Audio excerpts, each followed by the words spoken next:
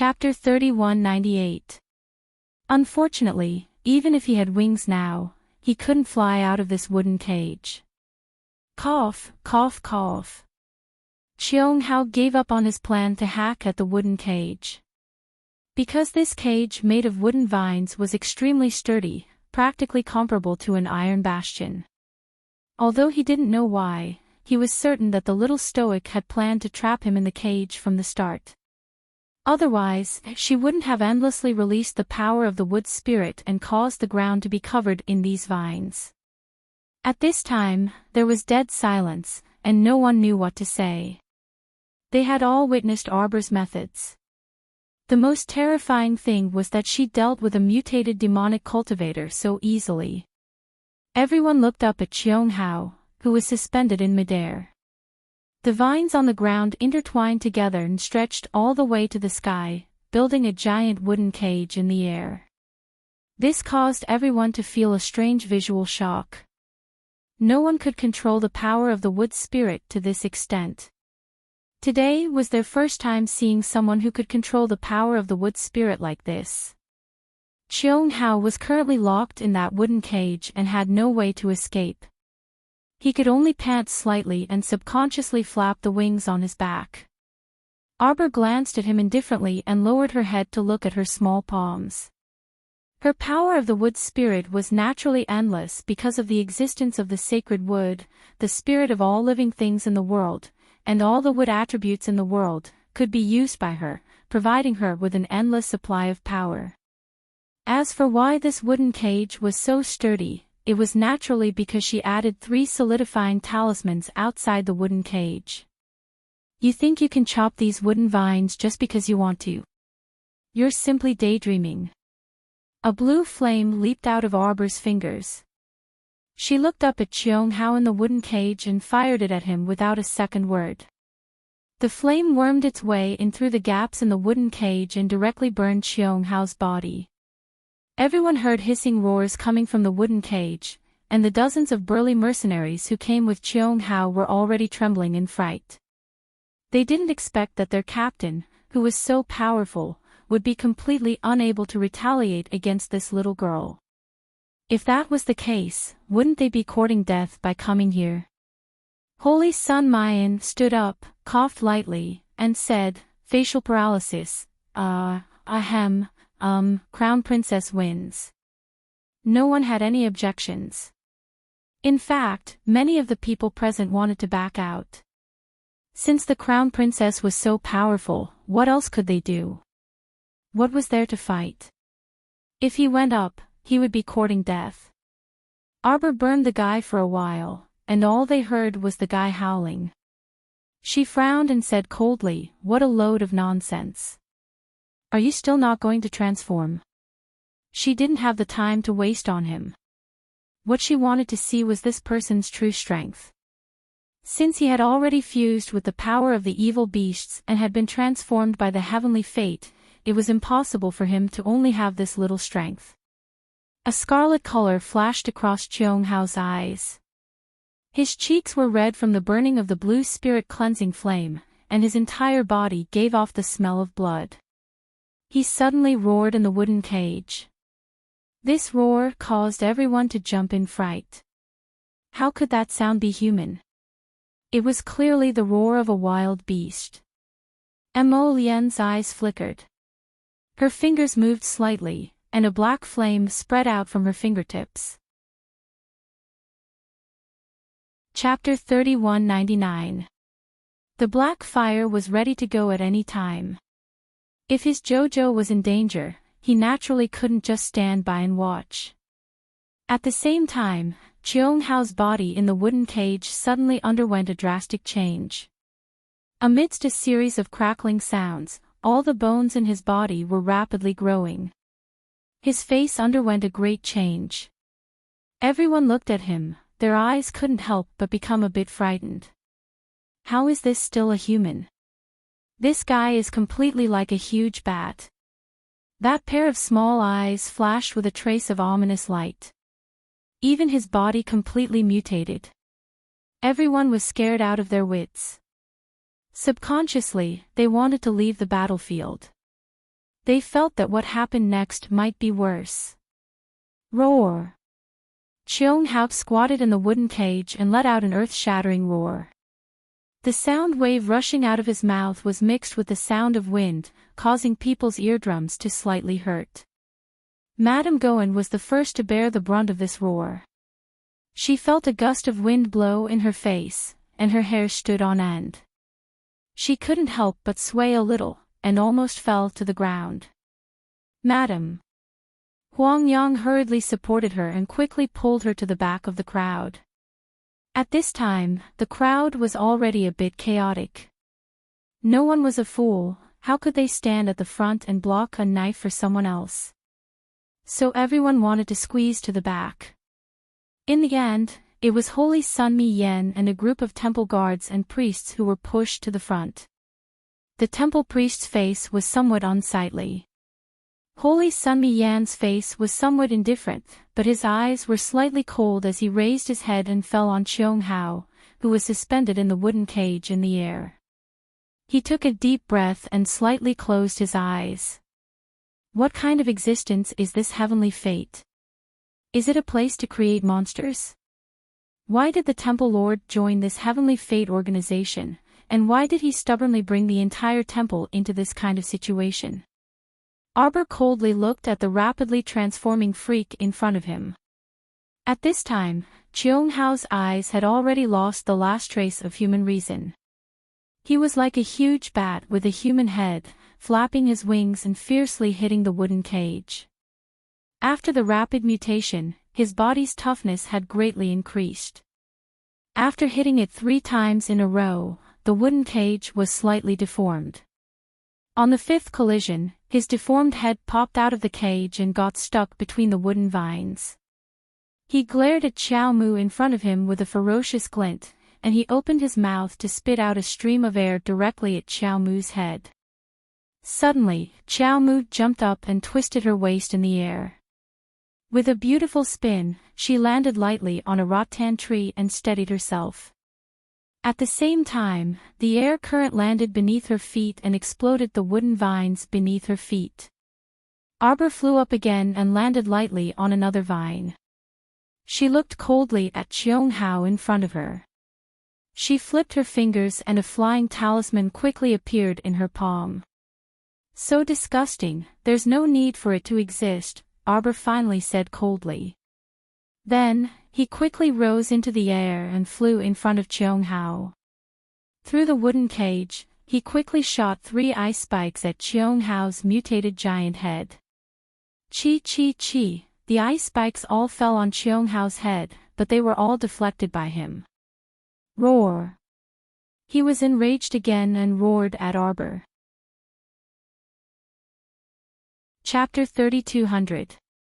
Everyone stared at this scene in shock, wondering if Cheung-hao had gained the ability to become an impregnable fortress after mutating. Arbor's gaze focused, and the startled swan dagger drilled out from behind her again. A blinding white light suddenly exploded from the dagger, and it instantly pierced toward Cheung-hao's eye like a flash of lightning. This dagger pierced through Cheung-hao's left eye and directly penetrated his forehead. Ah! Cheung-hao let out an inhuman roar. His single eye carried a trace of blood-red light as he glowered viciously at Arbor in front of him. At the same time, his entire body swelled up again like a ball. Mommy! He's going to self-detonate. This Cheung-hao was probably so angry that he lost his mind and wanted to perish together with the little crown princess. But don't freaking self-detonate here. They were in the same mystic realm. Not only would self-detonation cause great harm to the mystic realm, but it would also implicate innocent bystanders like them. Chen Baojia and the others were livid, deeply enraged by the little stoic. This stoic disregarded the consequences and fought with Cheung-hao, provoking this lunatic. If it weren't for her belligerence, this wouldn't have happened. Roar! Cheung-hao abruptly broke free from the wooden cage and swooped down from the sky, shooting toward Arbor like a giant cannonball. Layers of cold air instantly floated between Arbor's hands. At the same time that Cheung-hao swooped down, the outer layer of her body was wrapped in a layer of sharp ice spikes. This little fellow seemed to have turned into a hedgehog in an instant, spreading out her sharp horns. Cheonghao swooped down with his palm and just happened to press down on the sharp ice spikes defense that she suddenly erected. Thus, this fellow was like a punctured balloon, leaking air from her palm and spreading to her entire body. An incomplete mutated monster's body puffed out white smoke, completely unable to stop the rapid dissipation of its power. Since its power was already completely dissipating, it naturally couldn't gather and solidify it again to continue self-detonating. If you can become a genius just by taking medicine, then what's the use of having geniuses in this world? Arbor let out a furious roar and kicked Cheonghao in the chest, sending him flying backward. Using one's own strength to fight against others, that is the ultimate strength. Arbor suddenly dashed over. Her jade-like hand covered with the Vajra talisman was like a cold killing weapon, ruthlessly hammering Cheonghao's chin. Puff! Cheonghao's deformed head tilted backward as a stream of blood flowed out of its mouth. It's my own power. Bang! This punch landed heavily on Cheonghao's other eye. At this moment, Cheonghao's entire body had mutated, and he could not feel any pain at all. However, he had already lost one of his eyes. Now that Arbor had punched his other eye, he subconsciously closed his eyes and saw nothing but darkness. I can pursue the great Tao of the peak of martial arts, but not to become a monster and pursue it. Arbor kicked Cheonghao's lower body and stepped him under her feet. She held the startled swan dagger and aimed it at Cheonghao's head. She said coldly, "Those who have no bottom line will eventually suffer the consequences of their own actions." "You're too ugly," Arbor said coldly. "Go to hell." A trace of indignation spread across Cheonghao's twisted face. He felt thick blood seeping out of his neck. Chapter 3201. He truly didn't expect that even after transforming into such a powerful person, he still couldn't escape being brutally killed by the little stoic. He still wasn't strong enough. Cheonghao's contorted face contorted. Although blood kept bubbling from his neck, he still persisted and stammered, You, don't, get, carried away. Long live the heavenly fortune, those who obey the heavens prosper, those who defy the heavens. Xiao Mu took out a normal spiritual weapon hammer from her inner world and smashed this fellow's head to pieces with a single blow. Everyone. Humph, do you think you can represent heavenly law? If heavenly law is unfair, we mortals can also resist, let alone a mere heavenly fortune. Arbor snorted and then turned his head. A sharp glint flashed in his eyes as he asked sternly, "Who else wants to challenge me?" Come. Absolute silence. A deathly silence. No one, including Qin Baojia, who was accustomed to courting death, dared to utter another word. Arbor glanced at them coldly before turning to look at the center of the mystic realm, at the ball of snow-white light suspended high in the sky. No matter which direction one looked at it from, the object wrapped in this ball of snow-white light couldn't be seen clearly. However, Arbor was well aware that this was the Sun-Moon twin wheels. As long as this seal was severed, the Sun-Moon twin wheels would regain its freedom. At that time, it would be free no matter where it went. According to Mo's words, the Sun-Moon twin wheels were originally her natal weapon and would only follow her in her lifetime. However, Mo had already died and vanished, completely concealed in the vast sky. Since the Sun-Moon twin wheels were a sacred weapon born of heaven and earth, they naturally had an artifact spirit. How would they choose? Arbor reached out his small hand and stroked the halo from a distance. He could actually sense the anxiety and unease within it. Since they were Mo's natal weapon, the Sun-Moon twin wheels could naturally sense Mo's death. Anxiety was normal. Arbor clenched his hand into a fist and threw 2 punches at the light sealing the Sun-Moon twin wheels. In an instant, the entire ball of light burst open, and a buzzing sound jumped out from within. Everyone stared at the scene in front of them with their mouths agape. They almost couldn't believe it. Everyone, including Holy Sun Mi Yen, stood there dumbstruck, scanning the little stoic from head to toe as if they were looking at a ghost. They had already found this place a long time ago, and it wasn't as if no one had tried to cut off that layer of light and snatch the sun and moon wheels before anyone else. However, not a single person was able to succeed. Everyone was blocked by this layer of sealing light, unable to break this ancient seal. And at that time, Holy Sun Mi Yen had already told them that this seal had been placed a very long time ago. Perhaps the powerful figure who had placed this seal should be the previous owner of this secret realm, who was at least 1,000 years old. It was normal that they couldn't break the seal. Holy Sun Mi Yen also proposed to gather everyone's strength to break the seal. But after breaking the seal, this pair of sun-moon twin wheels could only have one owner. That was why everyone thought of a plan. They would first compete to determine who was the owner of the sun-moon twin wheels, and then gather everyone's strength to break the seal. However, at this time, everything had overturned their understanding. They didn't expect the little stoic to break this seal without expending any effort at all. Chapter 3202. How could everyone endure this? Holy Sun Mi Yen, in particular, still had a dumbfounded expression on his face, and he repeatedly glanced at the little stoic several times. Previously, he was the one who told everyone that this sealed light source was placed by an almighty person, and they simply couldn't break it with their individual strength. His words were still ringing in their ears, but now, they were slapped in the face.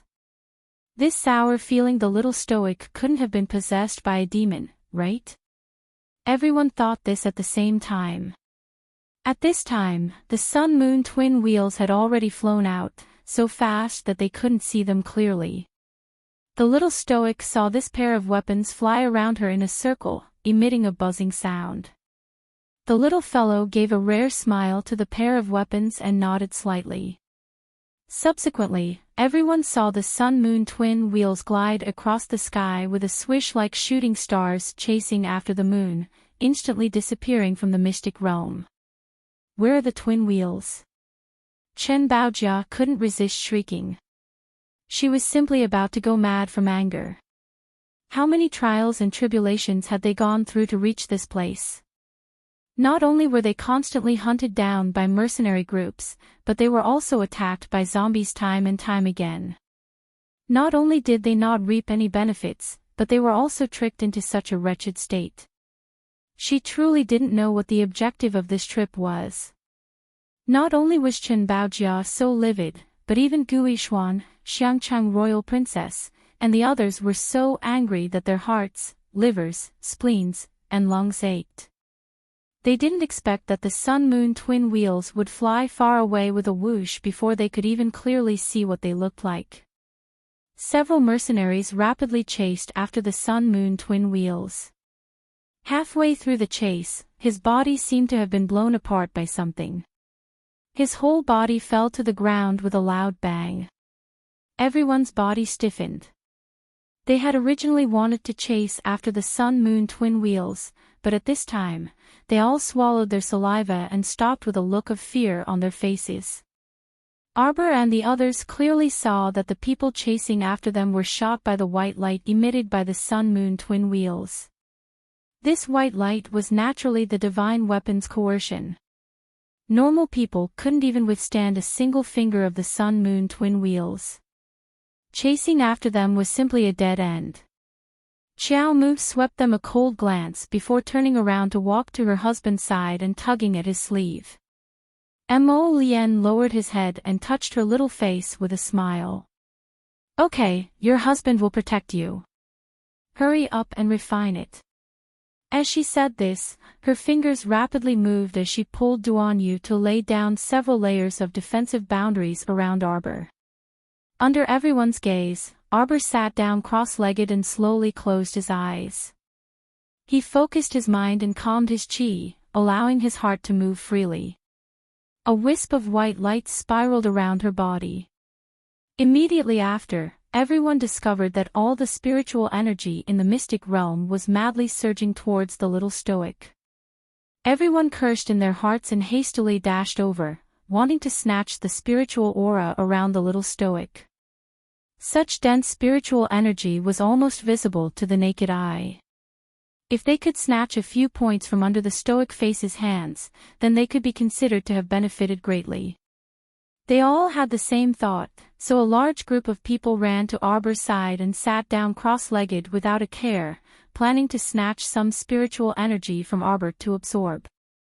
However, how could they know that Arbor wasn't simply absorbing the spiritual energy in the mystic realm? She was refining the entire sun-moon mystic realm. Refining. She had already refined the spirit domain more than once. So this time, it could be said that she did it with extreme ease. Chapter 3203. Everyone scrambled to absorb the spiritual energy around Arbor, but it wasn't long before they discovered a frightening fact. They simply couldn't snatch even a sliver of spiritual energy. What was going on? Chen Baojia and the others opened their eyes in alarm and astonishment, wanting to clearly see Arbor's figure. However, the little stoic was currently completely enveloped by streams of dense spiritual energy that resembled water dragons sucking in water. She was also protected by several defensive boundaries, so it was simply very difficult to clearly see the stoic face's situation. Gu Yishuan also tried his best to clearly see the little stoic's current situation, but unfortunately, it was very difficult. The little crown princess didn't know what other people were thinking. Right now, she was trying her best to absorb the spiritual energy that was endlessly pouring in from all directions, so how could she have the leisure to pay attention to other people? When she looked inside herself, she saw that all the spiritual energy was pouring into her Dantian star domain. At this moment, the sapling's leaves were very dense, and it had already gradually transformed from that pitifully bare tree into a flourishing one. Arbor was very happy to see this. She thought of the sapling that had accompanied her for so many years in the void, and then thought of its pitiful appearance as a half-withered log. Looking at its appearance now, she couldn't help but be overjoyed. It's already continuously developing in a better and better direction, Arbor thought to herself. It'll get better in the future. This sun-moon mystery realm was bigger than Paradise Planet. It could even be said that it was almost twice as big as Paradise Planet. In all these days, Arbor actually hadn't traveled to every corner of the sun-moon mystery realm. At this moment, it would take at least 4 hours to completely refine it. As large amounts of spiritual energy poured into her star domain Dantian, the sapling's body swayed slightly as it bathed in the light of spiritual energy. The entire sun-moon mystery realm was quietly crumbling bit by bit amidst the tremors. At first, Gu Yishuan and the others naturally didn't know the situation. But gradually, as the ground started to crack, everything inside the mystery realm seemed to instantly become blurry. Everyone clearly realized that the situation was developing in a strange direction. The mystic realm was about to collapse. Everyone was alarmed. Led by Gu Yishuan, everyone covered themselves with a layer of defensive cover. They communicated with each other in panic. What's going on? Is the mystic realm about to collapse? There are still at least 20 days before we leave, right? Why is this mystic realm collapsing all of a sudden? No one could link the collapse of this mystic realm to Qiao Mu at all. As far as they were concerned, Arbor was indeed powerful, but refining the entire arcane realm. What kind of joke was this? This joke was not funny at all. Arbor didn't know what everyone was thinking, and she didn't care what they thought of her. While she was silently absorbing and refining the energy, she suddenly opened her eyes. In the meantime, the entire secret realm collapsed in an instant. Everyone was thrown into chaos, screaming as they were sent flying. Xiao Mu stretched out her hand and put away the refined round bead into her palm without attracting anyone's attention. At this moment, there was still a swirling spiritual energy floating around her body. Outside her body, there were 3 layers of defensive barriers. No one could see her movements clearly. Sun Moon Mystery Realm, Refining, Success. Xiao Mu's lips curled into a faint smile playfully. Chapter 3204. After the spiritual energy was injected into her star domain, she could feel the vast star domain tremble slightly.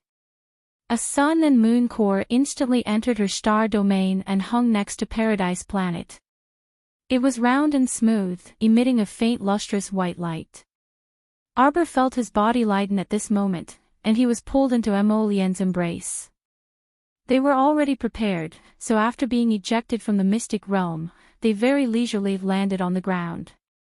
On the other hand, the others simply didn't know that the mystic realm would instantly collapse, so they still had dumbfounded expressions on their faces. Especially Holy Sun Mi Yen, his expression was practically the highlight. That handsome face had a vacant expression, and his eyes even subconsciously blinked. When Arbor looked at him from afar, he suddenly felt like he was an idiot. Holy Sun Mi Yen suddenly turned his head and looked meaningfully at Arbor. He kept feeling that today's matter was greatly related to this stoic face. This little stoic was very eccentric. There was nothing she wouldn't do. Now that he thought about it again, the reason why the mystic realm collapsed was probably because the little stoic had absorbed all the spiritual energy. Although he thought of this, Holy Sun Mi Yen still didn't say anything and only said dryly to everyone, "Since the mystic realm has collapsed, then everyone cough, rest for a night and then set off back." Everyone's dumbfounded state instantly turned into uncontrollable fury. What kind of freaking joke was this? They had traveled a long way to reach this place. It wasn't an exaggeration to say that they had practically experienced 3 calamities and 9 tribulations along the way, and they only managed to reach this sun and moon mystic realm after walking a fine line between life and death. In the end, they didn't reap a single cent of benefits. Heavens, earth! Since when was this world so unfair and filled with eerie malice toward the entire human world? Sir Jojo expressionlessly glanced at the wailing and crying crowd, then used his divine sense to carefully examine the items on the sun, moon, and star domain. Mo's small courtyard was filled with exotic flowers and rare herbs, so there was no need to mention this point.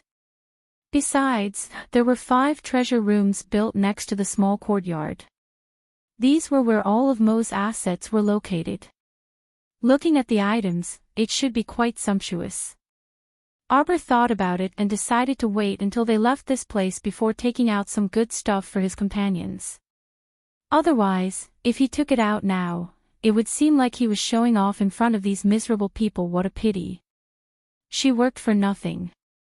Xiao Mu shook her head sympathetically before becoming expressionless again. Prince Mo looked at the little girl's rich expression and almost burst out laughing in his heart. The little guy's inner thoughts were full of drama. Naughty.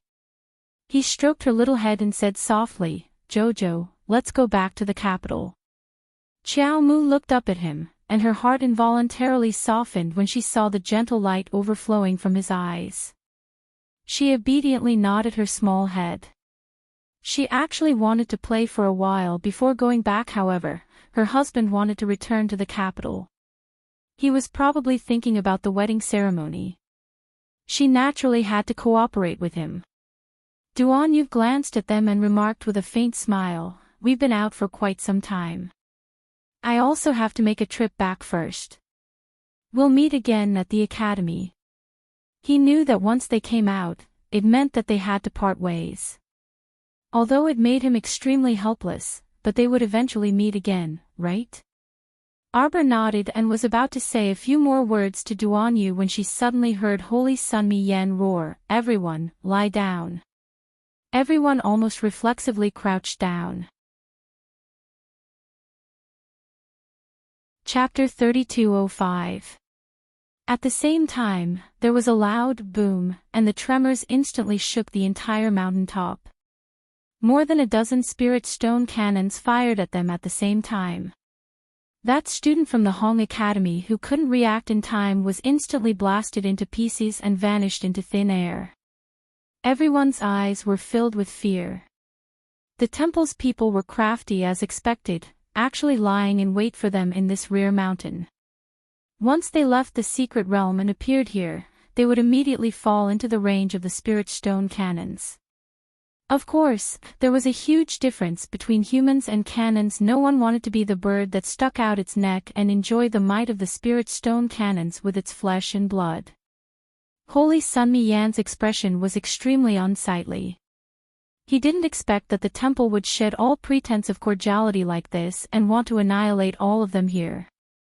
That middle-aged priest, Tai Shan, walked out from the crowd and said with a faint smile, "Holy Sun, you don't need to hide. I already saw you. Please come out." Holy Sunmi Yan's expression became extremely unsightly. He then turned around and said to Arbor, Mo Lien, and the others behind him, "I'll go out and deal with them in a moment. You guys escape into the mountain as soon as possible." Once they entered the dense forest, the spirit stone cannon's accuracy would naturally be much worse. Although everyone's cultivation was outstanding, they didn't want to bear the might of more than a dozen spirit stone cannons.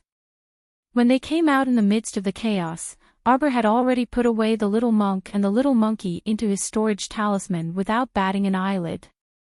There were too many people and it was very dangerous, so it naturally wasn't suitable for him to bring the two little ones out to play. Upon hearing Mi Yan's words, Arbor involuntarily creased his brows and irritably retorted, "You're not a saint. You don't need to sacrifice yourself to save everyone." Holy Sunmi Yan opened his mouth and then said exasperatedly, "Do you think I'm stupid? I naturally have the confidence to escape from these people. Don't show off." Arbor rolled his eyes irritably. "They've set up crossbows on the periphery of this rear mountain. We can activate the defensive barrier to resist for a while, but with spirit stone cannons, and spirit stone cannons. However, with the addition of the spirit stone cannons and crossbows, only a fool would continue to stay here.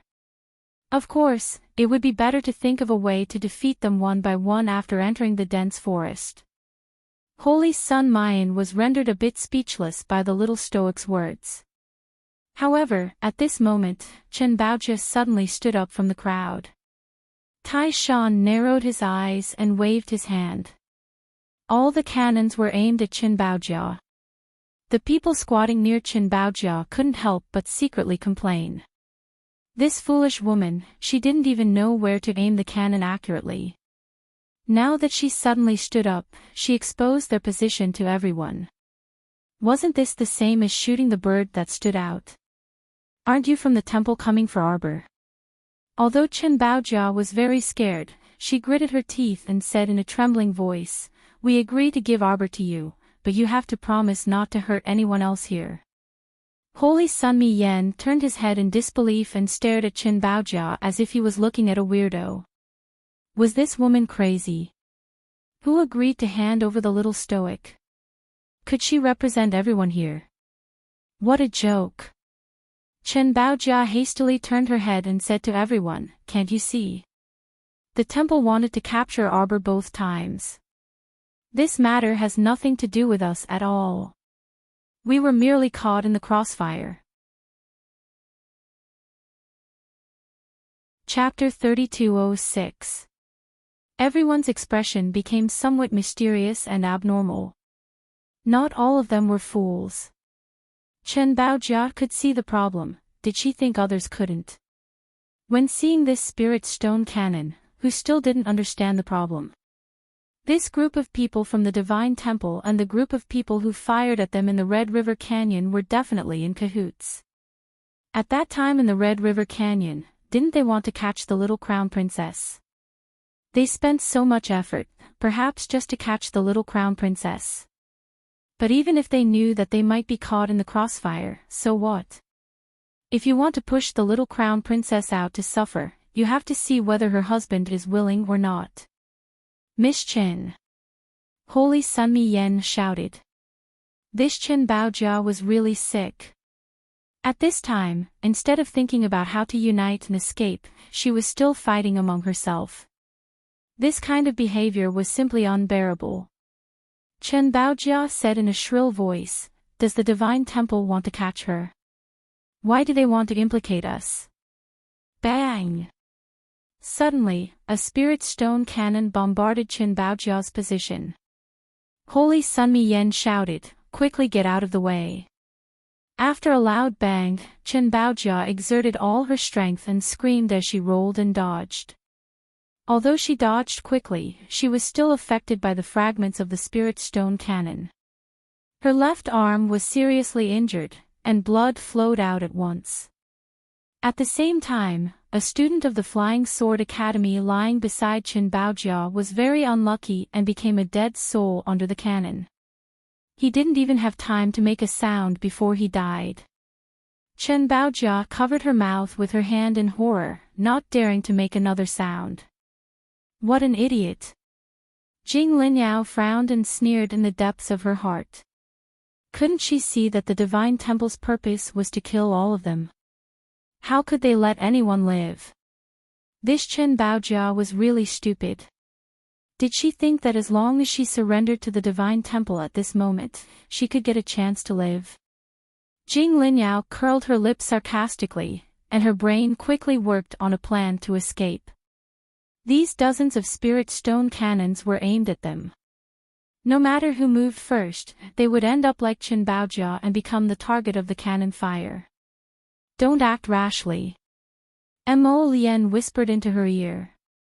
He knew that Jojo had already made up his mind about the worst-case scenario, which was to take them all into his spirit realm at the risk of its leaking aura. However, if Jojo could not leave the back of the mountain, she would still appear in the same place when she reappeared. At that time, with the ability of the Sun Moon Hall Master, he would definitely be able to see through her. If the Heavenly Fate organization found out that they were carrying a great secret like the spirit realm, there would be a lot of trouble waiting for them. He could not let Jojo take the risk. At this moment, they were all hiding behind the vegetation. If they made any strange movements, it was hard to guarantee that they wouldn't become targets. Indeed, he was in a dilemma. Arbor clenched his small fist. If there is no other way, we can only sacrifice those little guys on planet Shaji. If it was possible, of course she wanted to solve the problem in front of her. However, if it was impossible, she would not deliberately force it. She couldn't take the risk with the lives of her companions. Wait first. Mo Lien understood her meaning and turned to smile at her. I guess there will be a turn for the better. Chapter 3207. What turning point? Arbor was taken aback. They were already being attacked with cannons, so what great turning point could there be? She used her divine conscious to flip through the divine weapons in her conscious, looking at them one by one. She was somewhat reluctant to part with them. These little fellows had fought alongside her all the way here. Now that she had to choose one to explode and destroy these enemies, she was naturally extremely reluctant. Forget it, unless it was absolutely necessary. Mo Lien suddenly reached out and lightly tugged at her small hand. Look. When Arbor looked up, she saw that the temple's team seemed to have fallen into disarray.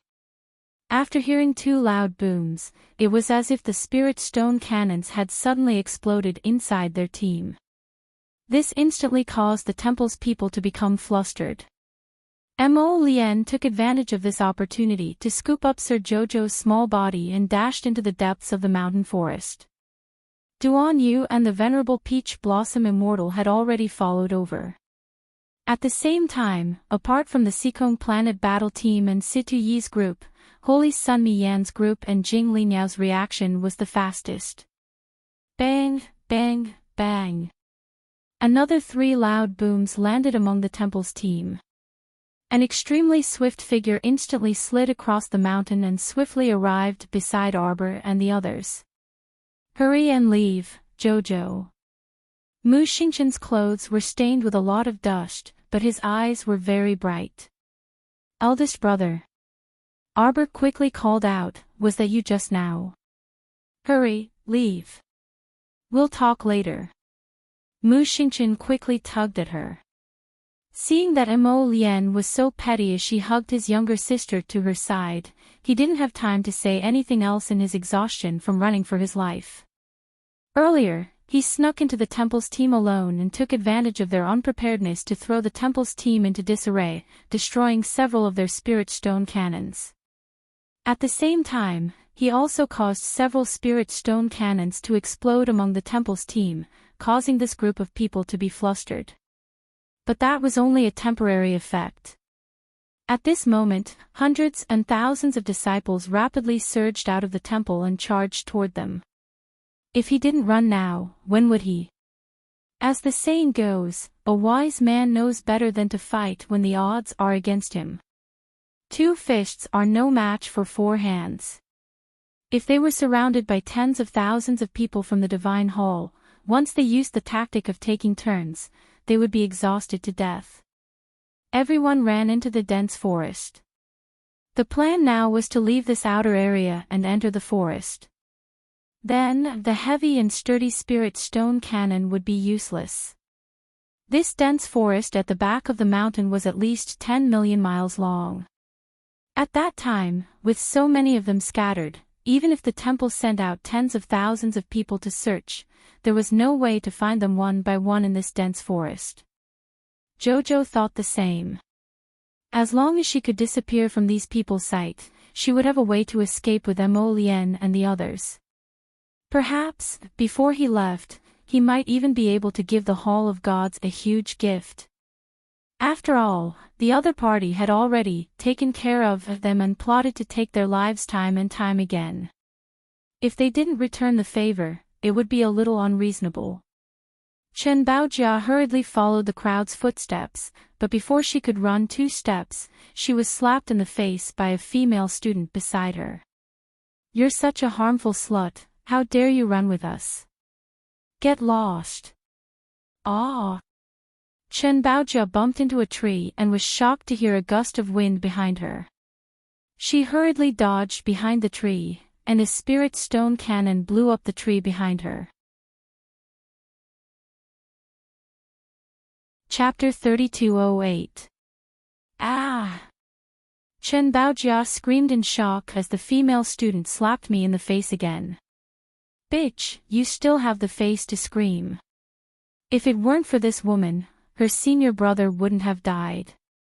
This woman didn't want to live, yet she still implicated others. If it wasn't for the fact that the timing wasn't right, she would have drawn her sword and slashed her 3 times. Hong Yao, hurry up and leave. Don't get involved with her. A male student ran out from the side and hurriedly dragged her away. The spirit stone cannon fell again. This time, it blew up one of Queen Fu Sha's subordinates. Queen Fu Sha shouted and turned her head to look.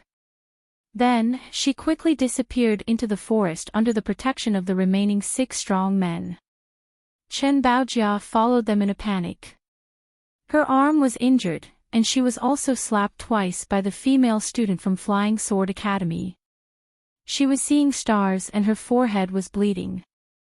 Right now, she looked extremely battered and exhausted. The group of people quickly entered the dense forest. Then, they disappeared under the cover of the tall trees. At this time, Arbor only cared about his own people. Who would have the patience to care about other people's lives? The group of people ran for about half an hour. Only when they heard the sound of the cannon subsiding did they stop running. Arbor turned around and let everyone see if anyone was injured. He counted the number of people and found that everyone was present. At the same time, Holy Sun Mi Yen, the 2 priests, and 7 or 8 guards also came over. Jojo, are you hurt? Mu Xingqian hurriedly asked. I'm by Jojo's side. How could I let him get hurt? Mo Lian muttered in a low voice. Mu Xingchen glanced at him and then nodded. It had to be said that Jojo's husband was much more reliable than him, Mu Xingchen thought emotionally. Arbor glanced at Mu Xingchen. Big brother, why did you suddenly appear? Where's that person?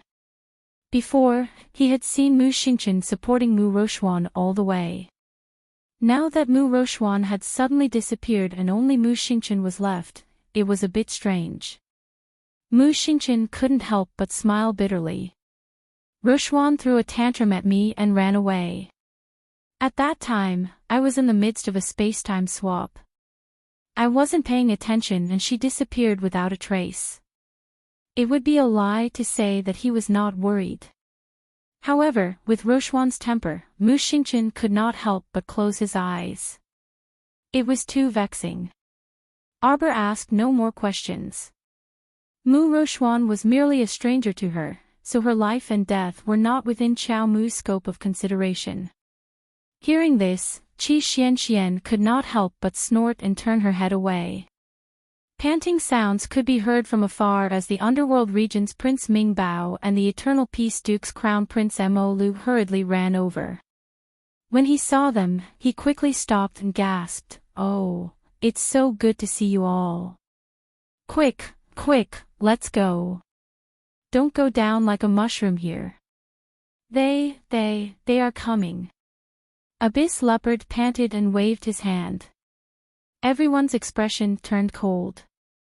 Just as they were about to turn around and leave, they heard the sound of hurried footsteps coming from the back of the path.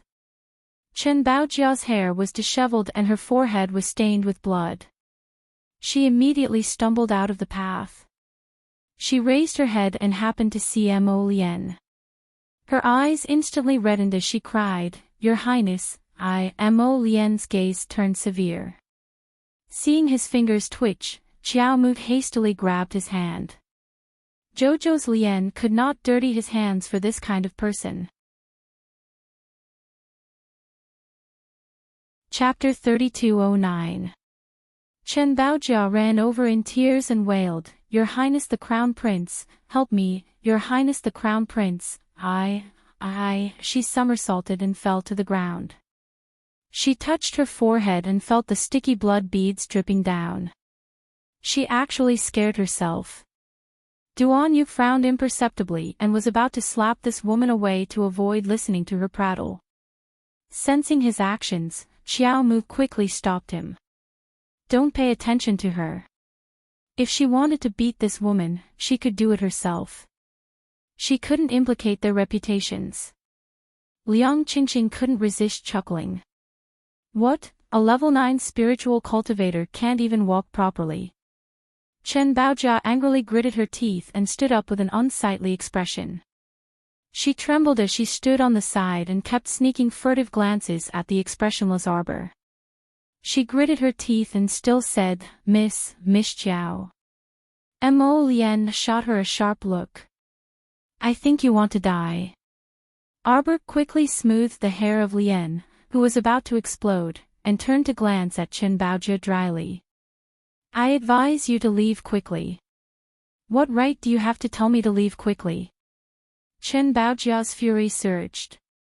If it weren't for this woman, how could the crown prince treat her so coldly and heartlessly? How could he not even look at her? Since Chen Chaoji doesn't know how to teach his daughter, we will teach her in his place. Mo Lian couldn't help but get angry. He raised his hand and was about to kill Chen Baojia on the spot. Qiao hurriedly grabbed his arm and stopped him. Zhongli Jiwei had already died earlier. If Chen Chaoji's daughter also died here, who knew what kind of monstrous waves would be stirred up in court? Moreover, that Zhongli Jiwei could be said to have been killed by the space because of the mystic realm. If the crown prince personally killed this Chen Baojia, it would definitely attract a lot of criticism. Although Jojo's Lotus had always been willful and reckless and was never afraid of these criticisms, Jojo didn't like it. He didn't like these people always talking about Jojo's Lotus. Duan Yu's eyes flashed with impatience. So long-winded. In this prince's opinion, it's better to kill him as soon as possible. After saying that, a long sword landed in his hand. Chen Baojia immediately panicked. She stepped back and screamed, "You can't kill me. My father is the current left Prime Minister Qin Chaoji. My grandaunt is Empress Dowager Qin, who is also the Crown Prince's grandmother." Chen Baojia wasn't truly a fool. When she saw Duan Yu's murderous intent, she knew he really wanted to kill her. She hastily scrambled towards Holy Sun Mayan while shouting, "Holy Sun, save me! Lord Holy Sun, save me!" Holy Sun Mi Yen felt like fucking a dog. This Chen Baojia didn't use her brain and just had to provoke that little stoic who wasn't to be trifled with. Now that the matter had escalated and couldn't be resolved, she dragged him down with her. Seeing that Holy Sun Mi Yan's expression was very unsightly, Chen Baojia shrunk behind him while trembling. She glanced at Duan Yu with terror in her eyes. Her hands tightly clutched Mi Yan's outer robe, treating him as her last life-saving straw. Arbor couldn't help but feel a headache, and he quickly went up to drag Duan Yu over. "I said to ignore her. What's the point of killing this kind of person? You'll only dirty your hands. Let's go." If this Chen Baojia had any brains, she wouldn't have followed them here. Chapter 32:10. However, it was evident that this Chen Baojia was extremely brainless. Not only did she follow them, but she also hid behind Mayan the entire time and watched them cautiously and vigilantly. Since she was vigilant, then she shouldn't have followed them. She even insisted on following their group. She was truly very annoying. Mayan also felt that this woman was incredibly annoying and flung her hand away several times. She said coldly, "Miss Chen, please watch your manners." Chen Baojia couldn't help but feel exasperated. Although Sir Holy Sun was also quite handsome, the one she liked in her heart was His Highness the Crown Prince from start to finish. Otherwise, she wouldn't have listened to Madame Goen's arrangements and willingly stayed in the Crown Prince's Eastern Palace to wait for his return. However, she didn't expect His Highness the Crown Prince to be so heartless and drive her out of the Eastern Palace before she even returned to the Divine Province. The gloominess in her heart had been accumulating until she saw the little stoic before completely erupting. She used Uniquely Jr. to test this little crown princess, but the result was that she returned in low spirits. After several confrontations, she and Zhongli Jiwei suffered countless hidden losses at this stoic's hands. Even this time, even Zhongli Jiwei died at the hands of the little crown princess. She knew that she should give up and at least think of a way to fight for that position after leaving this place. But every time she saw His Highness the Crown Prince treat this stoic well, she couldn't tolerate it anymore. She really wanted to explode all the resentment in her heart. "I'm somewhat familiar with this rear mountain." Holy Sun Mayan walked to the little crown princess' side and said gravely, "There are 4 entrances and exits in this mountain forest. The temple will definitely heavily seal off these 4 places. I can take you to leave through a secret passage. However, it's a bit far to go around that place. It's very sparsely populated, so the path isn't too easy to walk." "It's fine. Then lead the way." Arbor nodded faintly. "That's our temple's sacred ground." Holy Sun Mayan was silent for a moment before saying with a sigh, "Unless it's absolutely necessary, I really don't want to take you on this trip." After all, no matter what, he was still a member of the temple. He didn't want to bring a group of outsiders to trample on the temple's sacred ground. Arbor could sense his feelings at the moment, so he looked at him and said, "Actually, we can take another exit." Now that the enemy was out in the open and he was in the dark, he could just hide for a while and think of a way to break through. Holy Sun Mi Yen shook his head. Going to the Holy Land is the simplest and most direct way. He knew how much the temple master valued this place. Generations of ancestors of the Divine Hall were enshrined in the sacred ground of the Divine Hall. It was impossible for the temple master to bring a group of guards to this place to encircle and annihilate them. Holy Sunmi Yen took a deep breath. Let's go. Everyone let Holy Sunmi Yen lead the way, and the group quickly followed. Chen Baojia didn't leave either. She stayed at the back of the group and followed them like a little wife. Seeing that everyone was walking so fast, completely ignoring her injuries and the fact that her body couldn't take it, she couldn't help but feel angry. Holy Sunmi Yen led them around a mountain forest until they found a small path in the depths of the forest. Along the way, thorns were everywhere. Leading the way, Holy Sunmi Yen had to let several priests and temple guards constantly cut down the thorns on both sides with swords and sabers. Ah! Chen Baojia suddenly screamed in panic, her legs trembling. Chapter 32:11. A venomous snake suddenly slithered out of the grass nest and coldly stared at her like this with its triangular eyes. Liang Qingqing couldn't help but curl her lips mockingly. I say, you're a level 9 spiritual cultivator. Can you not act like such a noob? Whenever she encountered something, she would start chirping like a normal person. Liang Qingqing only felt that this woman was very funny. Chen Baojia was truly like a bird startled by the twang of a bow. It was as if she was completely scared out of her wits by those cannons earlier and was cowering in fear and terror at everything she saw. Chen Baojia originally wanted to retort when she heard Liang Qingqing's mockery, but when she saw the group of people shooting cold gazes at her, she suddenly deflated like a deflated ball and couldn't speak. She was simply not liked by this group. But what could she do? With her strength alone, how could she get out of the back gate of the Sun Moon Temple? Of course she had to go with them. Did they think she liked seeing Arbor women's expressions and being fed dog food along the way? She didn't want to stay with this damn Arbor for even a minute, but she had no other choice. Let's go. Holy Sunmi Yen waved his hand and led everyone into the depths of the small path. This area was filled with mountains and forests. To be honest, if it weren't for the Holy Sun leading the way, they might not be able to find such a hidden path even after searching for 10 days to half a month. There was only this one path leading to the temple's sacred land, so Holy Sunmi Yen was a bit apprehensive. If the temple master of the temple really brought people to the sacred land relentlessly, he gritted his teeth. Suddenly, he saw the little stoic turn her head and glance at him. The Holy Sun's expression stiffened slightly, and he retorted out of habit, "What are you looking at?"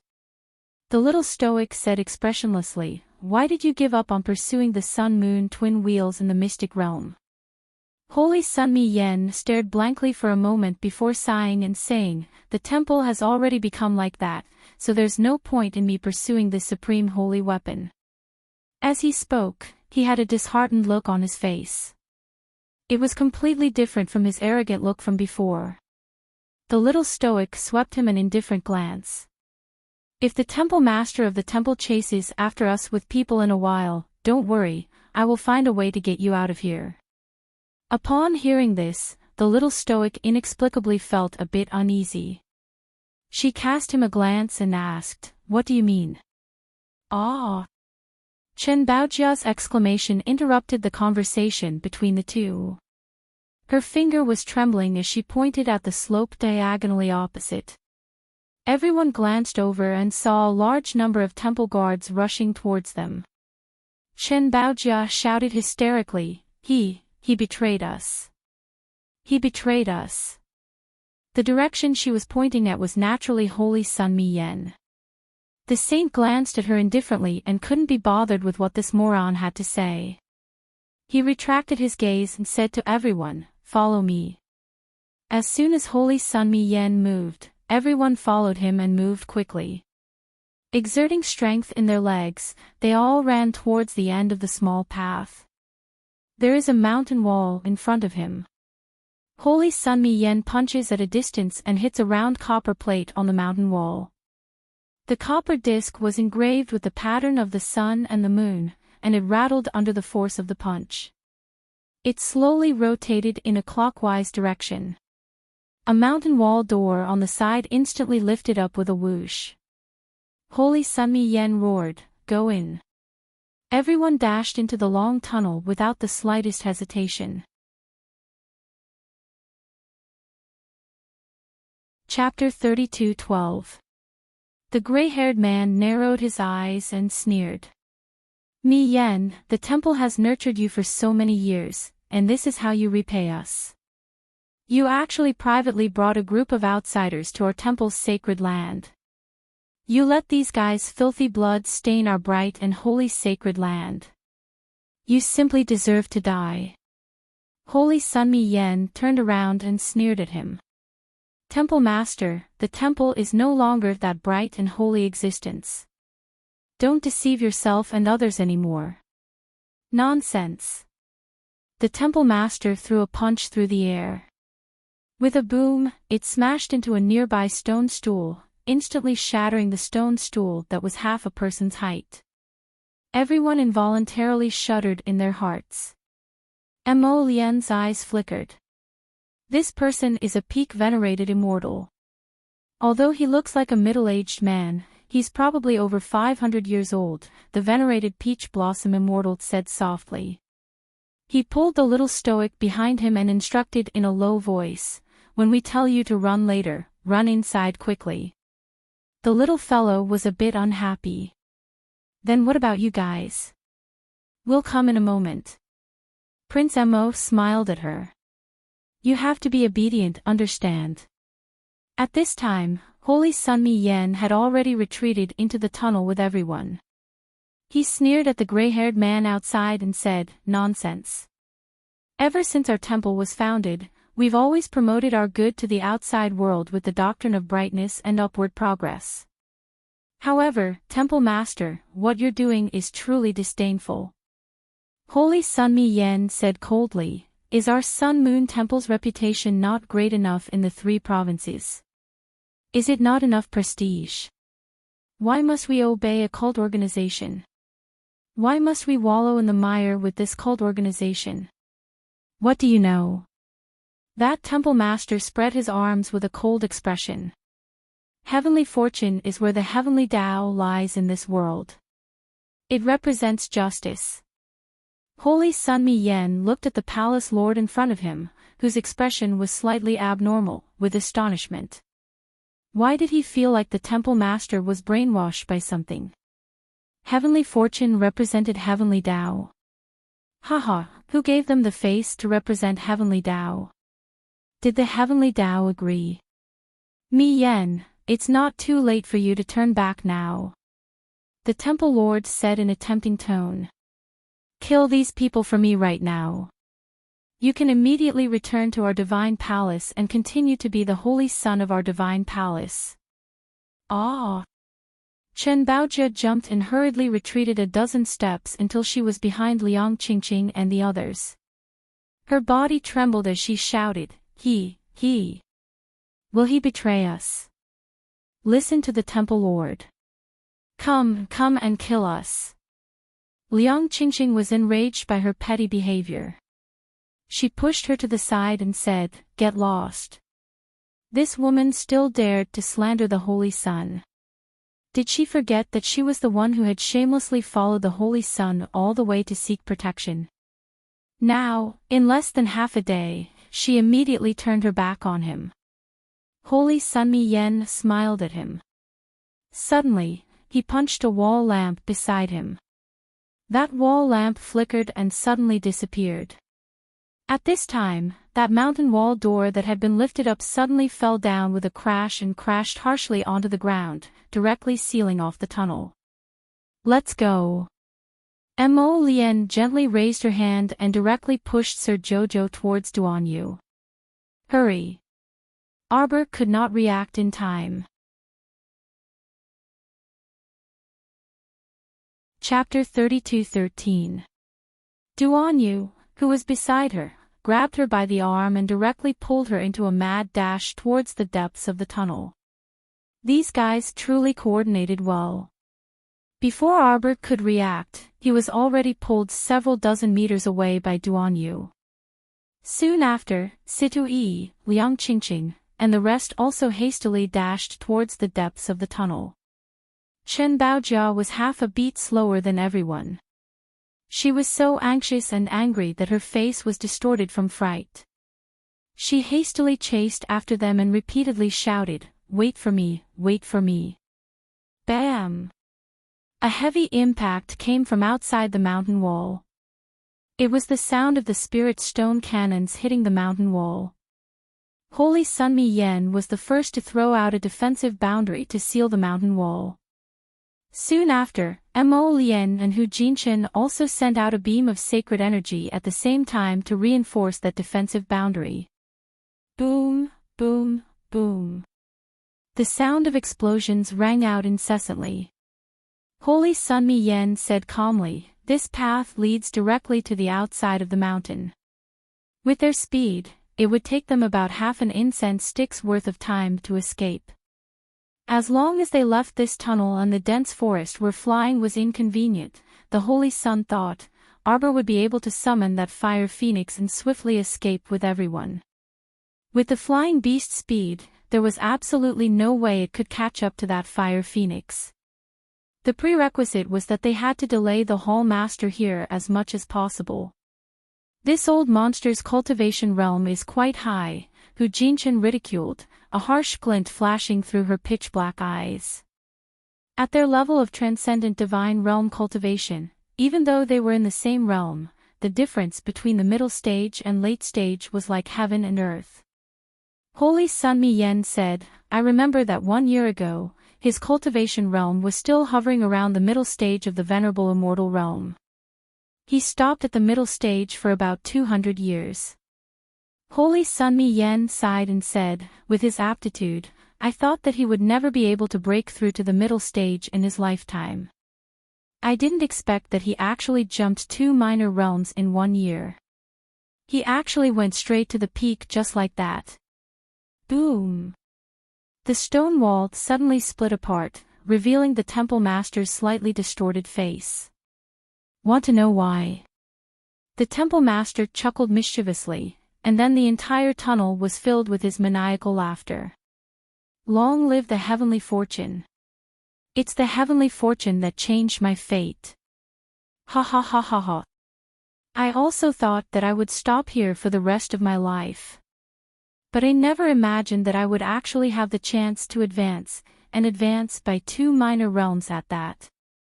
As long as I continue to follow in the footsteps of Tianyun, I will be able to ascend to a higher realm step by step, ha ha ha ha. You lot actually dare to hinder me from increasing my cultivation. You should all rest here. He's already gone mad." Mo Lien said faintly. Holy Sun Mi Yen suddenly pushes him and He Jichen, "Let's go."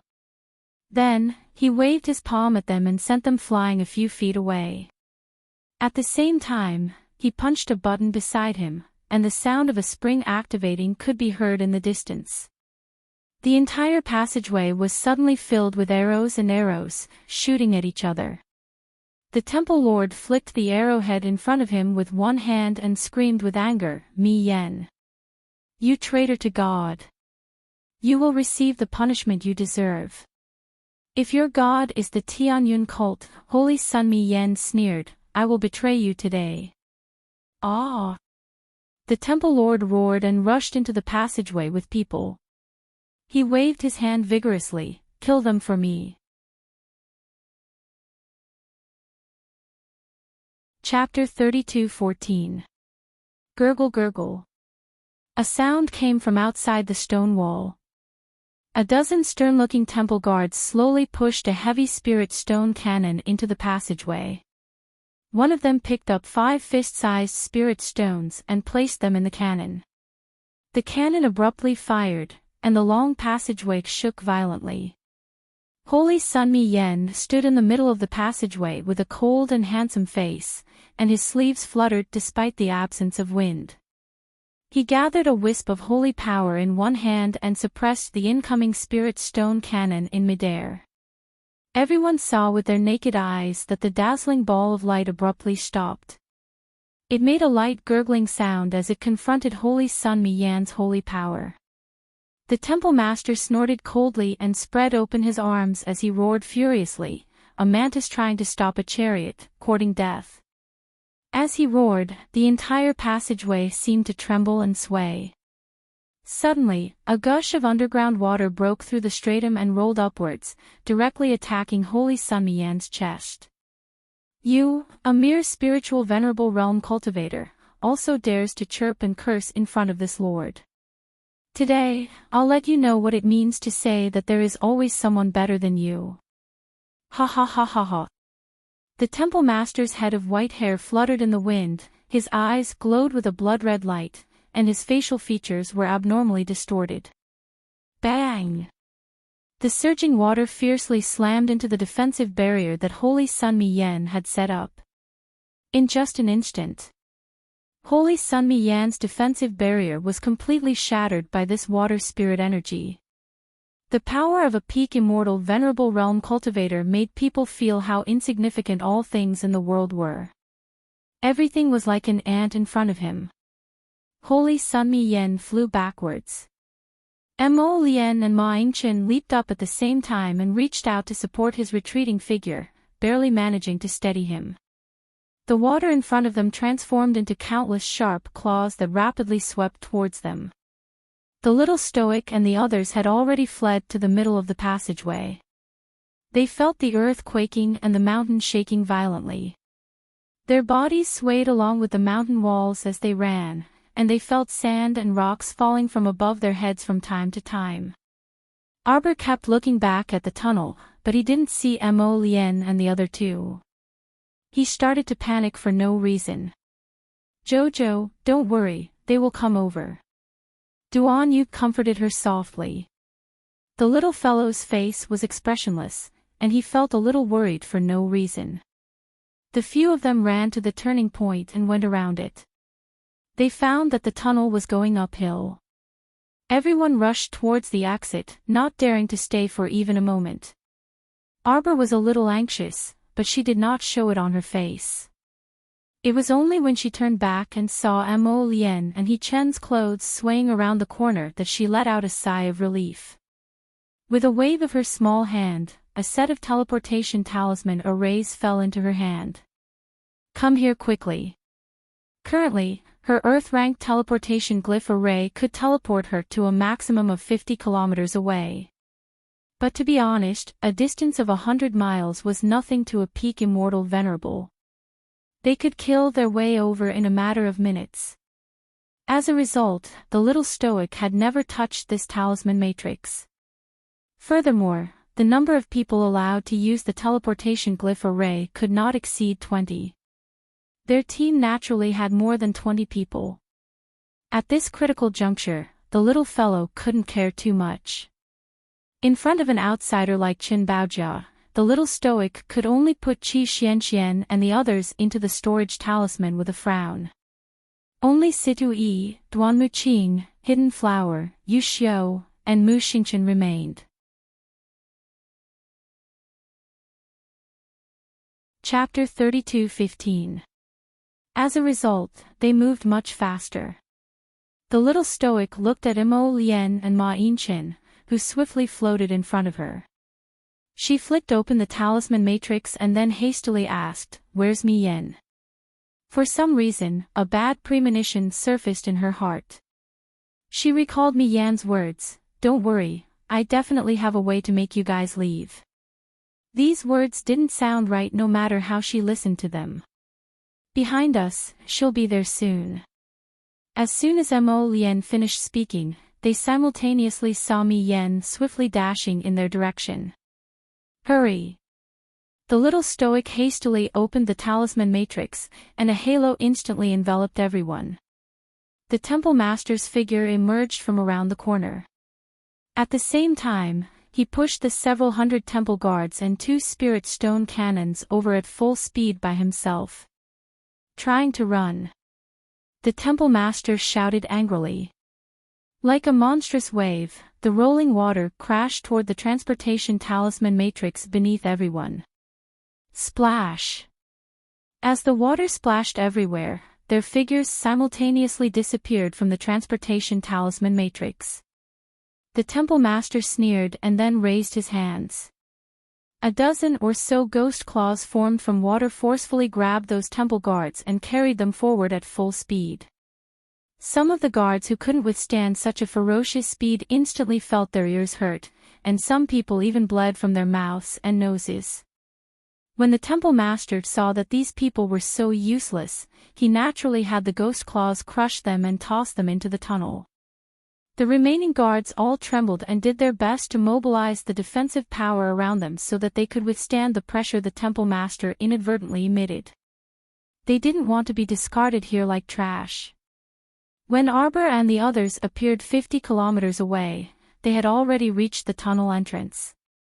Everyone exited the transportation talisman matrix and swiftly dashed out of the temple's sacred ground. Chen Baojia hastily stumbled after them. She felt like she was about to be tortured to death this entire time.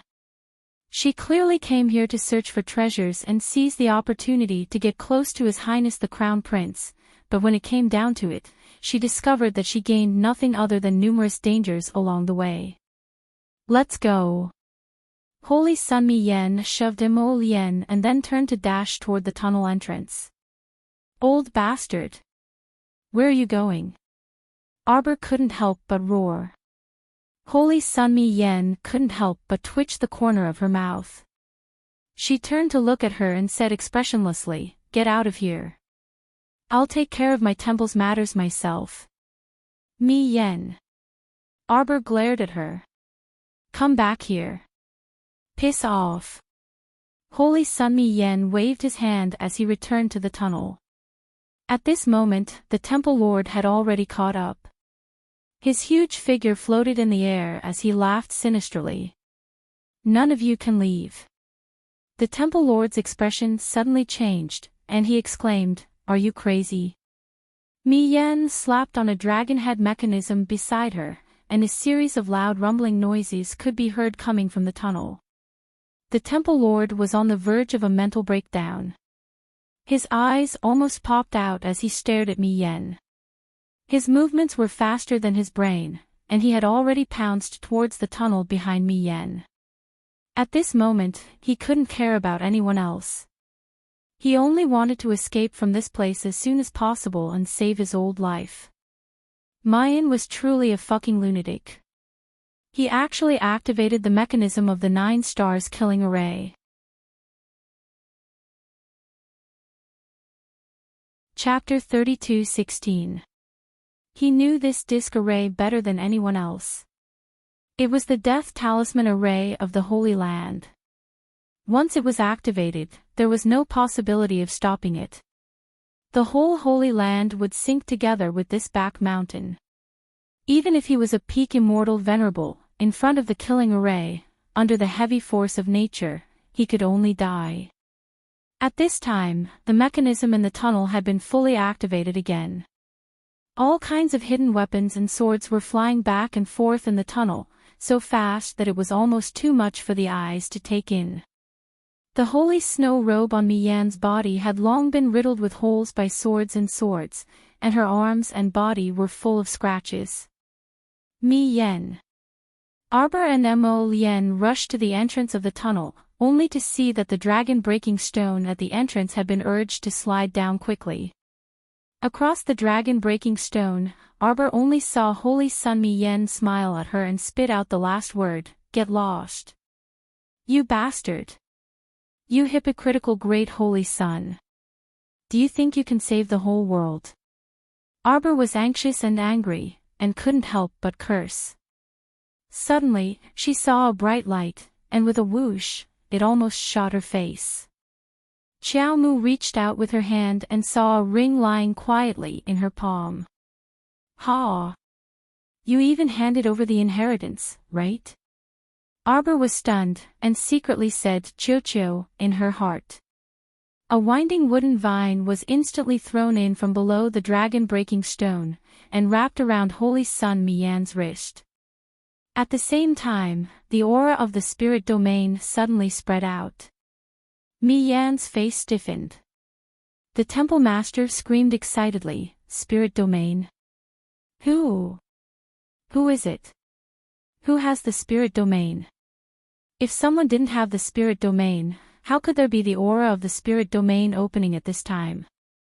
The temple master didn't care about the several bloody holes in his body caused by the flying hidden weapons, and he rushed up excitedly. With a wave of his hand, a stream of water shot out, quickly wrapping Mi Yan's body. At the same time, the little water baby suddenly came out of the vines. The little fat hand slightly raised, and the stream of water that was coming toward them suddenly changed direction, and slapped at the temple master at a fast speed. "Go to hell."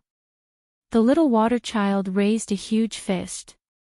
A fist that was more than 10 times the size of his body condensed from his tiny body and swung it at the temple master. Boom! The tunnel sank rapidly. Dragged by the 9 stars killing formation, the Divinity Palace master fell desperately towards the dark cave entrance. He roared angrily and wanted to jump up, but he was quickly whipped down by dozens of thick vines. Holy water, it was actually the power of holy water. Only the holy water could restrain his 9th layer spirit water. Unwilling, he was unwilling. There was holy water and the smell of spirit realm in front of him. All of this should have been his. With these supplementary items, he would definitely be able to leap from the peak of the immortal venerable realm. But now Holy Sun Mi Yan was dragged by the vines, and his figure was about to disappear in midair. The temple master roared with his last breath. The ghost claw formed by the water current grabbed at Holy Sun Mi Yan's head. The little water baby suddenly took a deep breath, and absorbed all the water spirit power of the temple master.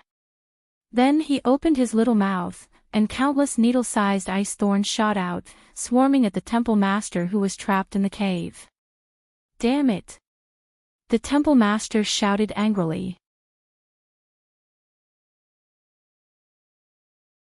Chapter 32:17. He was unwillingly and helplessly dragged down by the 9 stars fatal formation. The instant he fell into that underground cave, he tossed something up. Bang! That signal source rushed out of the dark cave and sprinkled light and shadow all over the sky under the blazing sun. The little water child swung a white bead in his hand and confirmed again, "Master, do we really have to do this?" "Explode!" Arbor shouted sternly. Bang! After another loud bang, the passageway sank down and disappeared. The entire mountain started to rapidly sink and slide, and the mountain walls abruptly collapsed in a burst of smoke. "Let's go." Mo Lien scooped up the slightly pale Sir Jojo and flew up, summoning 7th Swallow. Everyone followed suit and flew up with a swish. 7th Swallow didn't need Mo Lien to say anything at all. With a flick of his tail, he directly shot up into the sky. Rocks kept falling down from both sides of the river. The scene before them was simply an unparalleled catastrophe. Everywhere was gray and hazy, and rubble rolled down. The golden dragon passed through the clouds and let out a furious roar. With a flick of his tail, he shattered a flying rock. After passing through the clouds several times, they got further and further away from that mountain range shrouded in gray mist. The little stoic's face was slightly pale. Ever since she sat on 7th Swallow's dragon back, she didn't speak again. Instead, she closed her eyes and meditated to regulate her breathing. Mo Lien and the others stifled their resentment, so they simply killed their way back and returned to the sky above the Sun Moon Temple. Since Tianyun wanted to start a war with them, then let him come. Layers of black flames floated around Mo Lien's body, rolling around her like giant black waves.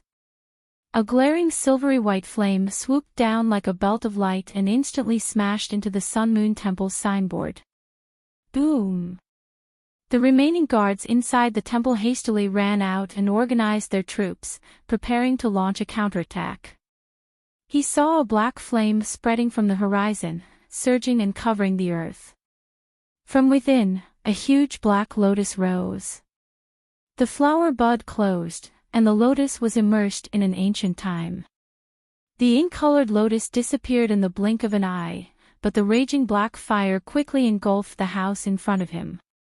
Situ-E controlled fire, Duanmu-Ching controlled wood, Hidden Flower's water spirit, and Yushio's fire spirit all rushed down at the same time. Miserable cries came from the crowd. Those desperados knew that they were about to die, but they still crazily stretched out their hands to the sky and shouted, "Long live Tian Yun." It was completely hopeless. This thought appeared in everyone's mind, and then the spiritual power in their hands surged and swept down. Bang, bang, bang. Bang! The windows in the main hall instantly exploded into a series of sparks under the scorching flames. The middle-aged priest, Tai Shan, raised a long staff and ran out of the temple. He roared towards the sky, "You godslayers have violated the heavenly Tao and ignored the mandate of heaven. In the end, you will receive a dark future and endless fear." On his body, a wisp of black fire slowly burned. Mo Lien looked at him coldly with a trace of coldness and killing intent in her eyes. "Your temple master is already dead." "Impossible, impossible." Tai Shan screamed with a twisted expression. Although he could feel that his life force had reached its end under the burning of the black flame, he still couldn't believe that his temple master had been killed by this group of juniors. Chapter 32:18. The Temple Master was an almighty figure who was about to break through to the venerated immortal realm. He couldn't possibly die, and it was even more impossible for him to die at the hands of these nameless juniors. Arbor abruptly opened her eyes. Her eyes were very clear and bright. Although her complexion was a bit pale, her eyes were especially pitch black and deep. She looked at him with unconcealable contempt. "Your gods have long been exterminated by the greed and vanity in your hearts. You are the ones who have truly slain gods. Die, all of you!" Arbor shouted angrily. Her fingers drooped slightly, and countless vines madly sprouted from her fingertips. Subsequently, waves of sand scorpions emerged. They crawled down from the vines and flooded into the shrine. Ah! Ah! Ah! Tai Shan was entangled by the black flames and rolled on the ground in pain. Soon after, he was drowned by the sand scorpions that quickly crawled forward. He struggled and whimpered twice in the sand scorpions. After the sand scorpions left, only a string of broken bones could be seen on the ground. When Mo Lien saw that his little stoic was fine apart from her complexion still being a bit pale, he restrained his violent rage slightly. He suddenly turned his head and said to Yushio, "Where's Chen Baojia?" Everyone's expressions changed slightly. After exiting the tunnel, no one paid any attention to that woman. However, Chen Baojia must have seen every scene from when Jojo opened the spiritual domain to when he took away Holy Sun Mi Yen. If she wasn't killed to silence her, there was no guarantee that she wouldn't go out and spout nonsense. This subordinate will go immediately. Yushio and Hidden Flower naturally reacted especially quickly. Without needing the Crown Prince to say anything, the two immediately flew out.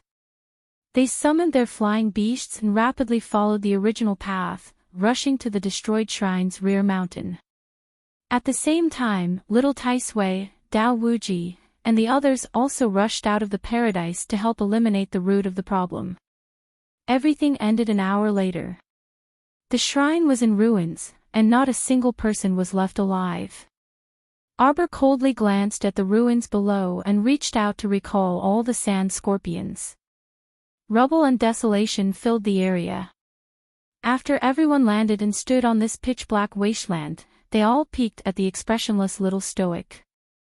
Duan Yu secretly nudged Mo Lien with his elbow. The two of them exchanged a look. The little stoic is angry. Although this little fellow didn't say anything after that, they knew her too well. Looking at her tight little face, one could tell that she was in an extremely bad mood right now. You've offended him. Hurry up and beg for mercy. Otherwise, you'll be implicated. Duan Yu continuously signaled Mo Lien with his small eyes. The latter gave him a sideways glance and was a little confused. When did he provoke his wife? His wife was unhappy. Shouldn't it be because of Holy Sun Mi Yen? Arbor turned around and glanced at them. With a flick of his finger, everyone was pulled into Paradise Planet. The little fellow walked towards Holy Sun Mi Yen expressionlessly. At a glance, she saw that guy looking around in a daze. Stoic face. Why are you guys? Holy Sun Mi Yen turned his head and saw the little stoic walking towards him with layers of chilly intent. The little stoic walked faster and faster. In the end, she ran a few steps and rushed in front of Holy Sun Mi Yen. Without waiting for the Holy Sun to speak, she raised her small hand, and a crisp slap landed on his face.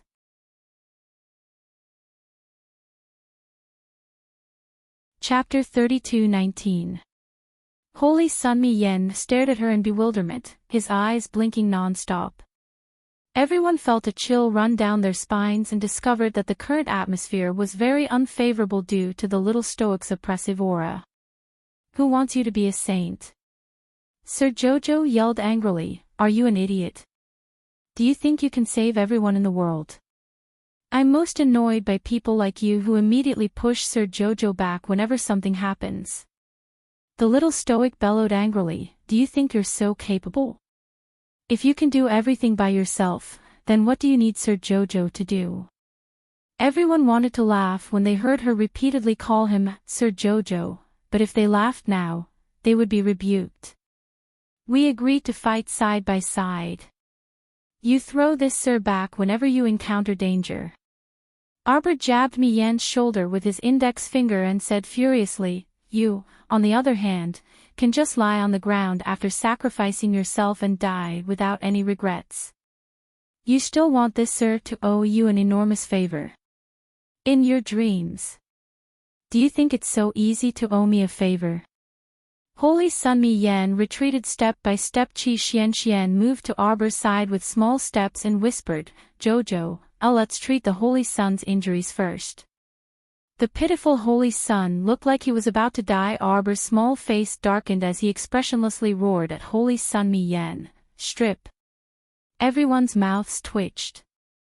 Holy Sun Mi Yen even stretched out his arms with an exaggerated expression and crossed them in front of his chest 5 minutes later. Holy Sun Mi Yen, whose entire body was smeared with ointment, continuously curled up and exclaimed, hey, stoic face, be gentler, gentler, gentler. My arm is seriously injured. The little stoic's small face was cold as she bluntly scolded as she bandaged him, aren't you illuminated by holy light? Holy Sun Mi Yen was embarrassed by the rebuke. I didn't know you had a spirit domain. It seemed that Lord Jojo had been on guard against him all this time. Perhaps it was because he was here that the little stoic didn't open the spirit domain and put everyone inside. Of course, there was also Chen Baojia thinking of this. The saint suddenly felt a little wronged. Then he said, that's Chen Baojia. You want to use the heart of a saint to save her life again. Holy Sun Mayan felt a bit wronged. I'm just asking. Why do you keep attacking me? I'm giving it back to you. The little stoic's face was taut as she irritably threw something at his face. When Holy Sun Mi Yen took that spatial ring, he couldn't help but be astonished. A little stoic, aren't you the one who loves money the most? A gentleman loves wealth, but he obtains it in a proper way. The little fellow said coldly and stiffly, who wants your inheritance? Keep it for yourself and pass it on to your disciples or children. Sir Holy Sun immediately put on a pure and proud expression. This Holy Sun serves my God with all my heart, so how can I have children? Arbor paused for a few seconds before saying, "We've already destroyed your family shrine." The Holy Sun also fell silent. A moment later, everyone once again appeared on the scorched earth left behind by the shrine. Holy Sun Mi Yen didn't say anything with his back facing everyone. Everyone knew that he was naturally in a bad mood. After all, this was his homeland where he grew up, but now it had become like this.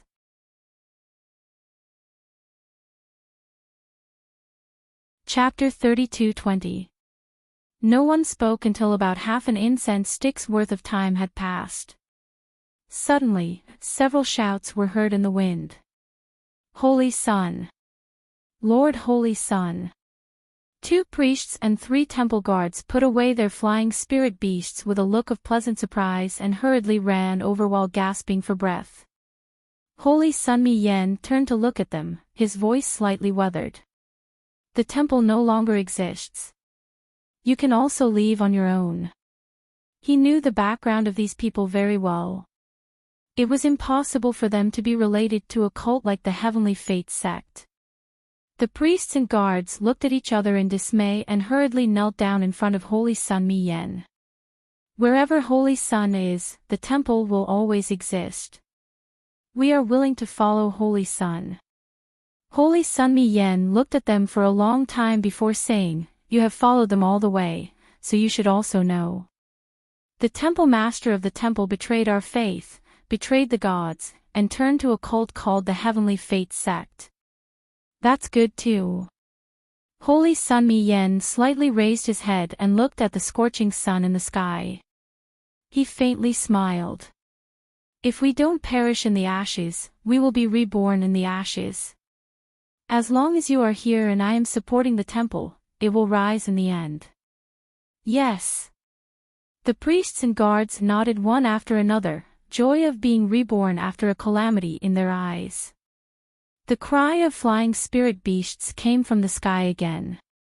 Everyone turned to look and saw that Yu Xiao and Hidden Flower had returned. Upon seeing the 2 people's unsightly expressions, Mo Lien understood what had happened. He creased his brows and asked, "They ran away?" Yu Xiao nodded. "I don't know if they were covered by the mountain." This subordinate and Hidden Flower searched the back of the mountain and didn't find any signs of living people. Mo Lien's handsome face was calm, and he muttered to himself for a moment before faintly nodding. "Let's go back to the academy first." Just now, the temple master of the temple had thrown out a signal before he died. Presumably, the Heavenly Fate sect would send people to check it out soon. It wasn't that he was afraid of them, but after being tossed around for so long, everyone was in a bit of a mess. He really didn't want to argue with them anymore. Besides, Jojo's face was still a bit pale. It was better to go back and recuperate first. The academy had Yun Piao Miao, this great Buddha, keeping watch. Even if the enemy came to attack, let Yun Piao Miao block it. Who asked him to be the dean? Principal Yun, who was drinking tea and reading at the misty peak of the royal school, suddenly sneezed and looked around with a puzzled expression. "Jojo." Mo Lien had just called out when he saw his wifey turning her head to face him with the back of her head. He cursed in his heart and hurried to her side. He reached out and pulled her into his arms. "Jojo, your husband swears that if we encounter any danger in the future, I won't let you run away alone. Duan Yu, Rotten Peach Blossom, and I will run with you. Let's run together and advance and retreat together, all right?" Holy Sun Mi Yen immediately came back to his senses and felt somewhat stifled by this display of affection. So it turned out that Prince Mo, Duan Yu, and the others had implicated her in the scolding from Sir Jojo just now. Sir Jojo was scolding him along with Prince Mo, Duan Yu, and the others. Why was he so unlucky? Sir Jojo expressionlessly glanced at that man. She should have flared up at the Red River Canyon, but after her body grew up, she inexplicably forgot about this matter. He let Sir Jojo run away first every time they encountered danger. Wasn't this proof of his capability? Did he think Sir Jojo wouldn't get angry? Humph. Ignore him.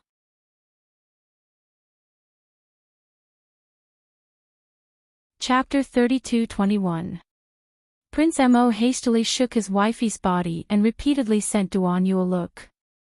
Duan Yu obediently stood on the side without moving. He didn't want to go up and get rebuked. This scoundrel.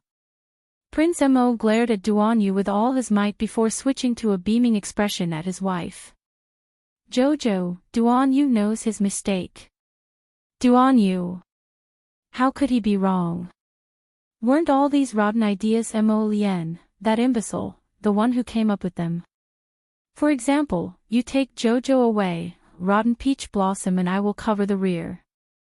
Wasn't that what he was trying to convey with his eyes? Why was he pushing the blame onto him now? It's all rotten peach blossom's fault for coming up with such rotten ideas. It was all his ideas time and time again. Thankfully, Mo Lien didn't make him the scapegoat in front of him. But how innocent was the venerable peach blossom immortal just because he, little Tai Sui, and the others were still wandering around the temple to check out the terrain. He was used as a shield by Prince Mo. Duan Yu twitched his mouth and flashed to Arbor's side. He said with a grin, Jojo, let's go back. I'm a bit hungry. He should be hungry after all this time. It would have been fine if he didn't mention it, but now that he did, Sir Jojo also felt his stomach rumble. If you two make eyes at each other again in the future, I dare you to throw me away. Sir Jojo harumphed and turned to roar at Mo Lien, don't keep making rotten peach blossom the scapegoat. Duan Yu blinked and glanced at Mo Lien. Mo Lien immediately rolled her eyes at him and grumpily said, with her eyes, who the hell is making eyes at you? What are you two talking about now? Sir Jojo abruptly turned around and grumpily looked at them with his large eyes. No, nothing. Mo Lien quickly strode forward and pulled his wifey's hand. He said with a chuckle, Duan Yu told me that he'll be roasting the colorful divine fish in a bit. The little stoic's eyes brightened slightly, and she feigned a reluctant expression. All right, then let him do it. Originally, I wanted to grill it for you. She also felt that Duan Yu's roasted meat tasted better than hers. Mo Lien curled her lips, and Duan Yu looked at them exasperatedly. Soon, the venerable peach blossom immortal, little Tai Sui, and the others split up and returned. He said, the surroundings have been cleaned up. Let's go. Holy Sun Mi Yen covered his broken arm and looked back at the ruins. Then, he followed the crowd and jumped onto the back of the golden dragon. The group flew in the direction of the academy. After flying for nearly 2 hours, they left the vicinity of the temple. Only when they returned to the ruined Red River Canyon and entered the no-fly zone did they casually find a place to rest and get some food to fill their stomachs. After finishing their meal, they set off again. Arbor activated the teleportation array, found a general direction, and teleported to the royal school. In the evening, a man wearing a silver devil mask led a dozen of his trusted subordinates onto the scorched earth of the Sun Moon Temple, which was now in ruins. Looking at everything before him, he couldn't help but sigh ruefully, ruined, completely ruined. Truly a group of vicious and merciless people. Look at what the Sun Moon Temple had become. Reporting to Hall Master, the rear mountain has been razed to the ground. The eyes of the trusted aide who came to report also flickered with disbelief. Have you found the Hall Master's corpse? The ghoul mask Hall Master took a deep breath. When he opened his eyes again, a shrewd glint flitted across them, broken dreams.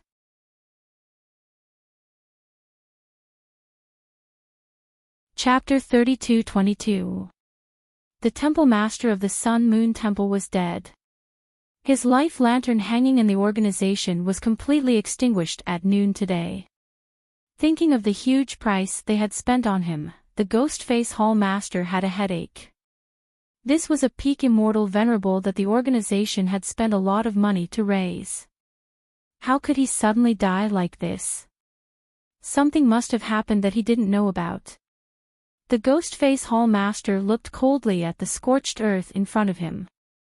The temple's surroundings had been burned to the point that its original appearance couldn't be seen.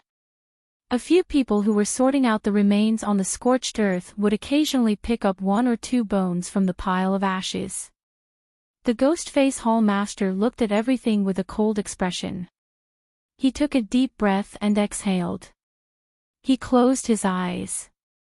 When he opened them again, he said coldly, "No need to clean it up."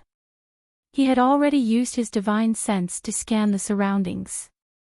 There was no one alive, so there was no point in cleaning it up. "Hall Master, the way these people died is a bit strange," a black-clothed masked man approached him and said softly. "Their bones seem to have been gnawed by something. I can't find a single complete piece." The Ghostface Hall Master frowned slightly. "Let's go to the back of the mountain to take a look." The Ghostface Hall Master flicked his sleeves and led a dozen of his trusted subordinates toward the back of the mountain. He wouldn't have known if he didn't look, but when he did, even though the Ghostface Hall Master was a little wary, he still looked at the ruined mountain range in shock. The extent of the destruction here was simply beyond his expectations. Compared to the scorched earth of the temple, at least half of the mountain range that stretched for thousands of miles had sunk because of the earth's sinkhole. Inexplicably, the Ghostface Hall Master thought of that expressionless face. Then he shook his head. Impossible. How could this little guy be so capable? Could it be that he could move mountains and break rivers? He didn't really become a god. The Ghostface Hall Master thought for a while and secretly curled his lips. Then he ordered his subordinates, "Go search around and see if you can find the Temple Master's body." His body had been improved many times by drugs. Those drugs were unique things that could only be found by chance. Speaking of which, the Temple Master's body should be 10 times stronger than ordinary cultivators. It wouldn't be an exaggeration to say that he had copper skin and iron bones. But such a person had died so suddenly. What was even stranger was that the life lantern left in the headquarters did not capture any useful information. This meant that when the Temple Master's body was destroyed, his soul was instantly and mercilessly destroyed. There was no time for the life lantern to record what had happened. When the Ghostface Hall Master thought of this, he felt a little depressed. The Temple Master's body was still useful to him. It would be great if he could get it back. The Ghostface Hall Master's trusted subordinates followed a vague aura and began to search around the entrance of the passageway. "Hall Master." One of them called out. The Ghostface Hall Master followed him and looked at the pitch-black pit with a complicated expression. The Holy Land's 9 stars killing array must have been activated. The Ghostface Hall Master couldn't figure it out. The Holy Land was not a place that just any outsider could enter. That is to say, someone brought Arbor and the others here, and then this place became the burial place of the Temple Lord. Mi Yen. Ghostface Hall Master gritted his teeth. Mayan must have brought them here.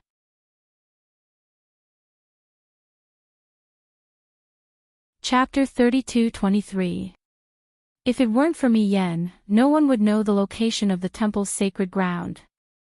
The black-clothed masked man next to Ghostface Hall Master also said, "It must be Holy Sun Mi Yen who brought them here and even plotted to open the 9 stars fatal formation, killing the Temple Master of the temple.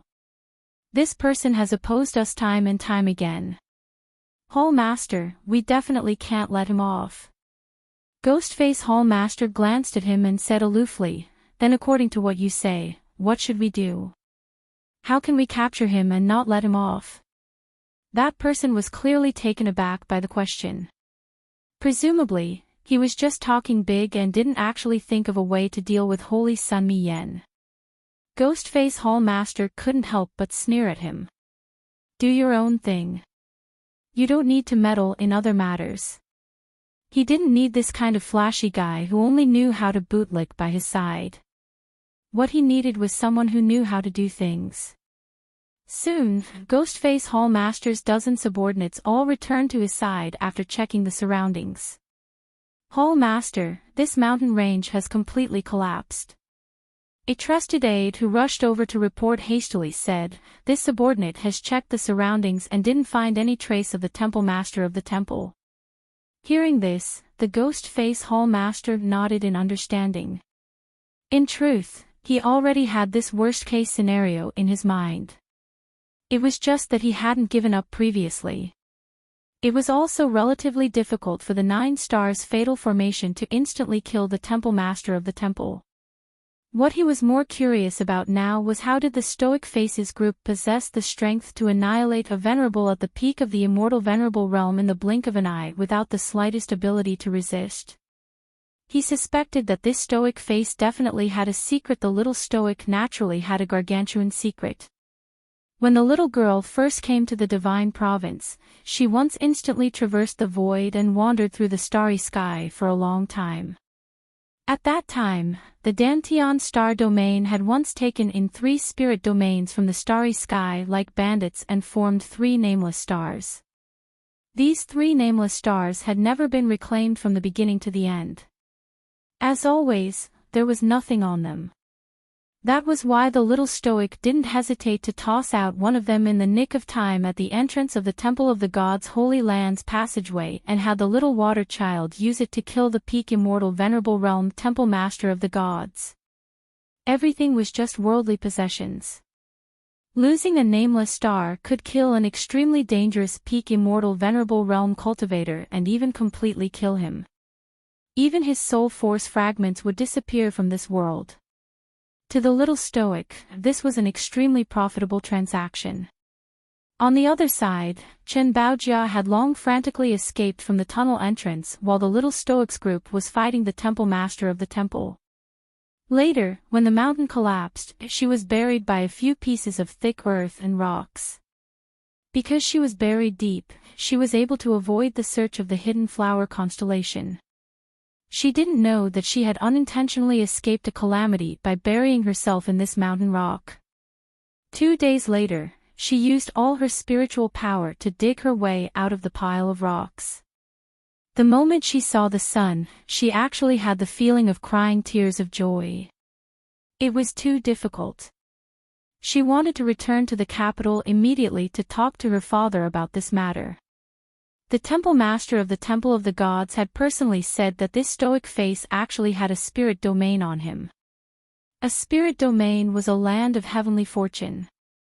It was usually buried among spiritual mountains and clear waters, and could only be encountered by chance. However, the Stoic Face actually had a spirit domain on him.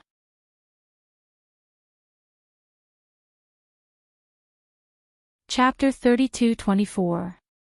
It had to be known that mystic cultivators could open their inner worlds on their own, which was already the envy of most normal people. A normal inner world was 3 to 5 cubic meters, and a larger one might be a dozen or so cubic meters. This was already pretty good. As for this Stoic Face, she actually had a portable spirit domain. Chen Baojia's breathing gradually became hurried. What kind of existence was a portable spirit domain? Chen Baojia actually wasn't sure, but she was certain that this portable spirit domain was definitely much larger than everyone's inner worlds. No wonder this Stoic Face could always pull out some strange things, and the number of ling beasts around him was several times more than normal Shuja.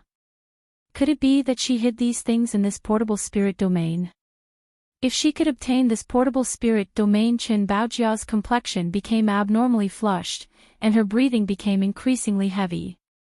Heavens, she was about to go crazy with jealousy. How could there be someone with such exceptional luck in this world? Chen Baojia crawled out of the mound with disheveled hair and a dirty face and walked unsteadily on the rubble ruins. Looking at the desolate scene in front of her, she really couldn't describe the feeling in her heart. Was she excited to discover the little Stoic secret? Or was she angry to discover that she was the only one left in this place? She, Chen Baojia, had worked hard to follow the team to the Sun-Moon Mystery Realm to search for treasures, but in the end, she didn't even see a single strand of treasure. Instead, she was so poor that she was almost buried under the mountain and almost couldn't get out. It was truly infuriating to compare oneself to others. At this time, Chen Baojia suspiciously felt that Arbor definitely obtained some benefits from the Sun-Moon Mystery Realm. Otherwise, why would the Sun-Moon Mystery Realm suddenly collapse? It must be because Arbor took too many treasures from inside, causing the spirit energy that was enough to support the Mystery Realm to suddenly decrease, causing the entire Mystery Realm to collapse and be destroyed. It had to be said that Chen Baojia's suspicions were somewhat on point. Xiao Mu had taken everything in the Sun-Moon Mystery Realm. She hadn't taken too much, as Chen Baojia had thought. Chen Baojia walked on a barren mountain top, her heart filled with apprehension as she walked. As far as her eyes could see, this place had inexplicably become a concave valley. There were rugged rocks everywhere, and she couldn't find a proper path. She coughed a few times and raised her hand to wipe her messy gray hair. Just as she was about to release her spirit beast, she heard a laugh coming from behind her, which immediately made her hair stand on end. Sister Baojia, what a coincidence. Ba Shu jumped down from the flying beast and ran forward with a smile. He hugged Chen Baojia's body and his eyes flashed. Chen Baojia didn't look like a pretty girl at this moment. In fact, at this time, Chen Baojia was not only dirty, but her hair was also drooping on her forehead. She looked no better than a beggar on the street. However, thinking of her enchanting figure, Ba Shu didn't dislike her appearance at this time. He put his arms around her waist and said with a smile, Sister Baojia, you see, we are quite fated to meet each other. How about it? Why don't you accompany big brother Ba Shu home? You don't have anything to do anyway. Chen Baojia was shocked. She struggled violently and exclaimed, what are you doing? This person was like a big head fly, buzzing around her all day long. She was really annoyed to death. However, his cultivation level was higher than hers, so resistance was futile.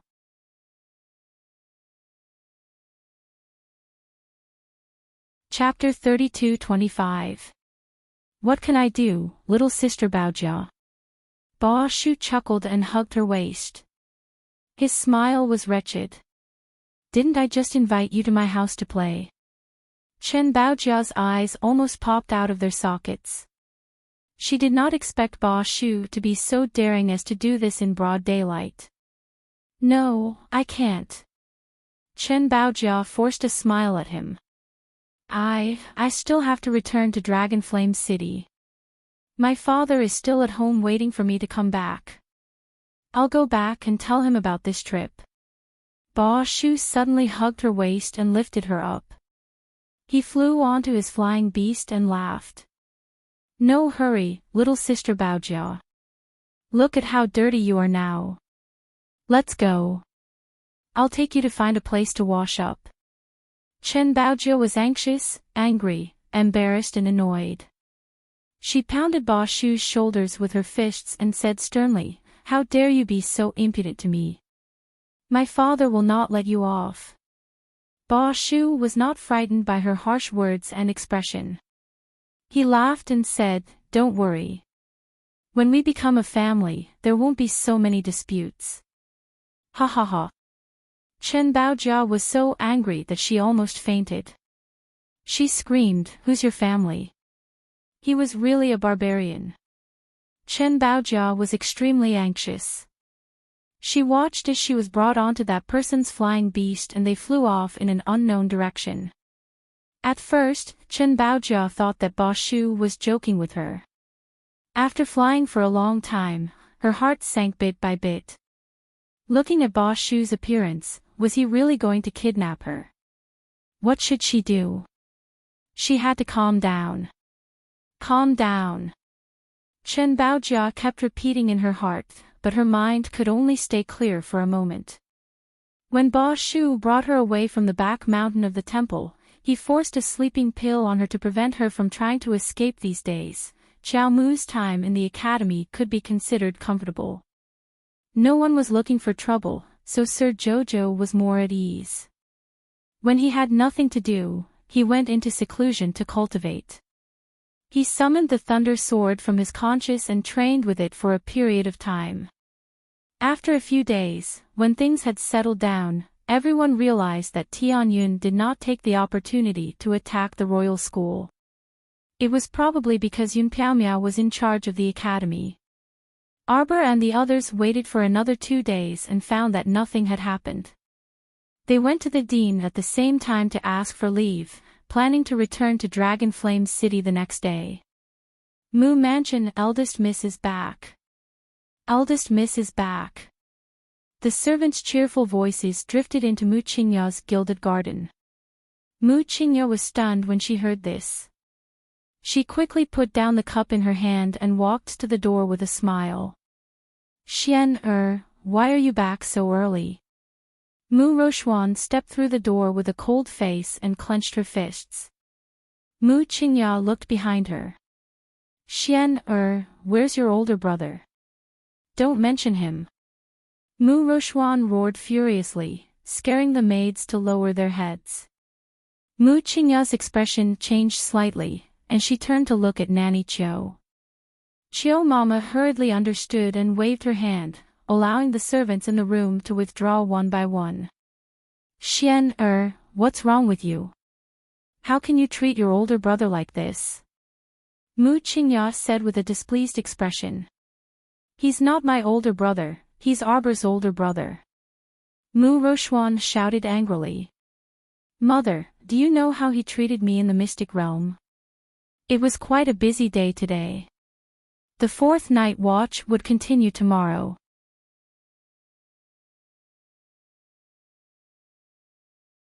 Chapter 32-26. Mu Qingya's face darkened as she looked at Mu Rochuan with displeasure. Xian is there some misunderstanding between you and your older brother? Don't keep harping on our family's mistakes. If there's a misunderstanding, it's better to resolve it. Mother, you're always like this. Mu Rochuan shouted angrily. Whenever there's a conflict between Big Brother and me, you always say that it's my fault and tell me not to bicker with him. I really don't understand, who exactly is your biological child? Mother. Am I your biological daughter or not? Mu Rochuan screamed angrily as she swept a set of fine white tea sets onto the floor with a clang. Mu Qingya's chest hurt from her daughter's insensibility. She took a few steps back and sat down on the brocade couch. Nanny Chiu hurried forward to support her. Madam. Eldest Miss, what are you doing? Madam is doing this for you. What good is it for Eldest Miss to offend Eldest Young Master? Nanny Chiu glanced at Mu Rochuan and shook her head. Eldest Miss, look at how angry Madam is because of you. Has it been easy for Madam all these years?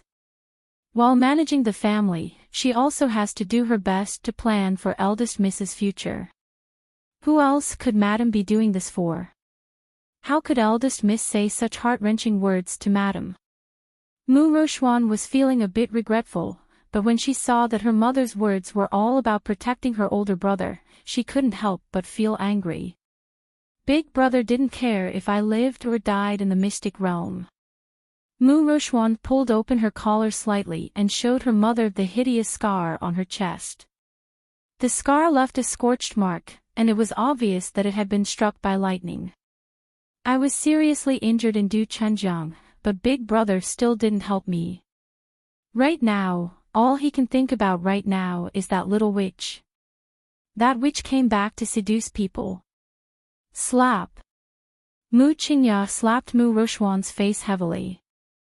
She was so angry that her entire body trembled. Her chest heaved up and down, and her voice trembled. Evil girl. One of them is your older brother, and the other is your younger sister.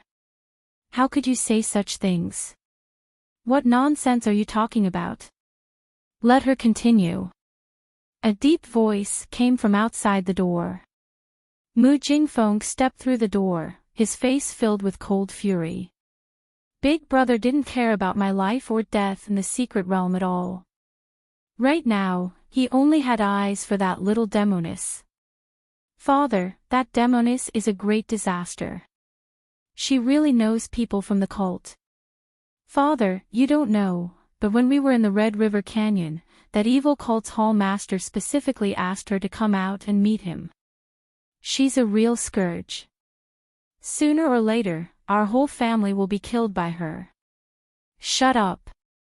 Mu Qingya was so angry that she was half lying on the couch. She reached out to touch her chest and pointed at Mu Rochuan as she cried out in a trembling voice, How did I give birth to a daughter like you who can't tell right from wrong? Master, don't listen to her nonsense. What cult member? Mu Jingfeng suspiciously glanced at Mu Rochuan. Speak clearly. Father, do you still remember Xiao Xing who turned into a zombie in our backyard? Back then, there was such a huge uproar because of her matter. Concubine Shi was even punished and her legs were crippled. But did you know? This time, we encountered that evil cult on our way to the Sun-Moon mystic realm.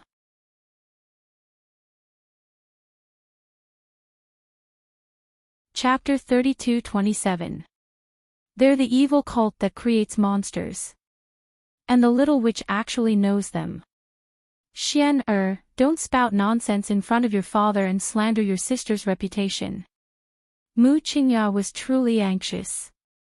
She signaled Nanny Chiu to bring people over to shut Mu Rochuan's mouth. Let her continue. Mu Jingfeng roared and stopped Mu Qingya's actions. There's nothing that can't be said. Since she can do it, why would she be afraid of others talking about it? Husband. Mu Qingya hurriedly propped herself up from the couch and panted. How could Jojo be such a person? How could she be involved with that evil cult? The holy nun is absolutely right. She's the source of disaster. She definitely has connections with those people from the evil cult. Mu Rochuan sternly interrupted her mother. Otherwise, why didn't the evil cult's Ghostface Hall Master talk to her in the Red River Canyon? I don't believe that they don't know each other at all. Shut up. Mu Qingya was so angry that her face flushed red. She raised her hand and pretended to slap Mu Rochuan. What nonsense are you spouting in front of your father? How did I raise such a daughter who can't distinguish right from wrong? Think about it. With Jojo's identity, does she need to be related to that evil cult? Mu Qingya's expression was furious. Can you use your brain and think properly? How did she raise such a stupid daughter? She wasn't like her at all. Mu Qingya's heart felt tired as she looked at her daughter in disappointment. She knows that the organization is called Heavenly Fate. Mu Rochuan straightened her neck and said loudly. What's so strange about that? Mu Qingya propped herself up and reprimanded angrily. Which of the great aristocratic families doesn't know the words Heavenly Fate? Even someone like me who doesn't cultivate has heard people talk about this evil cult that wants to cause chaos in the world. As the crown princess with a high status, how could she not know this? Mu Jingfeng's eyes flickered, but he still asked with a cold face, Xian, other than knowing the hall master of Tianyun, did she do anything out of line? That's right, did you gain anything from your trip to the Sun-Moon Mystery Realm? Mu Jingfeng's eyes flashed again. He was looking forward to the Sun-Moon Mystery Realm. It was said that in that secret realm, one could casually grab a handful of spirit tools and medicinal pills, and they could be found all over the floor. Who knew if that was true? If Rose Xian had brought something back, he could have her consecrate a portion of it to show filial piety to her father. Mu Rochuan's expression became very ugly and strange. I didn't get anything. Nothing. Even the secret realm has collapsed. How is that possible? Mu Jingfeng's expression instantly darkened. He looked at his daughter with a scrutinizing gaze, thinking that his daughter was being stingy and unwilling to take out the treasures she had obtained. She must have wanted to keep it for herself, so she came up with such a big lie. Mu Jingfeng looked at her coldly. He used to think that this daughter was a good person. Compared to that troublesome and rebellious girl in Arbor, she was many times better. But now, it seemed that she wasn't all that great. Mu Qingya's heart thumped. She hurriedly stood up and gently advised Mu Rochuan, Xian, if you obtained a lot of things in the secret realm, let your father have a look. Some treasures might not be suitable for you female cultivators to cultivate.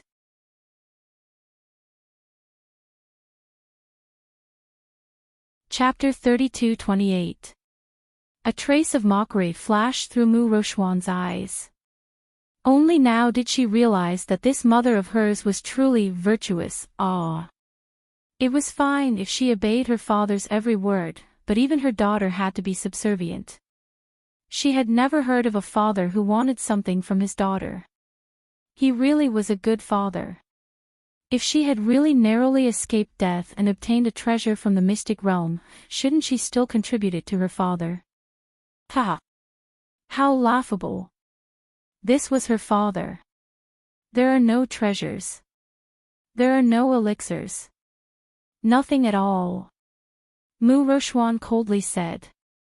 Before Mu Jingfeng could get angry, she indifferently said, whether you believe it or not, the mystic realm collapsed. I escaped from the mystic realm on the brink of death, Mu Rochuan coldly said. Mu Rochuan coldly said, after running for a long time in the back mountain of the Sun Moon Divine Hall, I finally managed to escape capture. Mu Jingfeng inexplicably stared at this daughter in front of him, as if trying to discern a trace of truth from her eyes. He didn't believe her.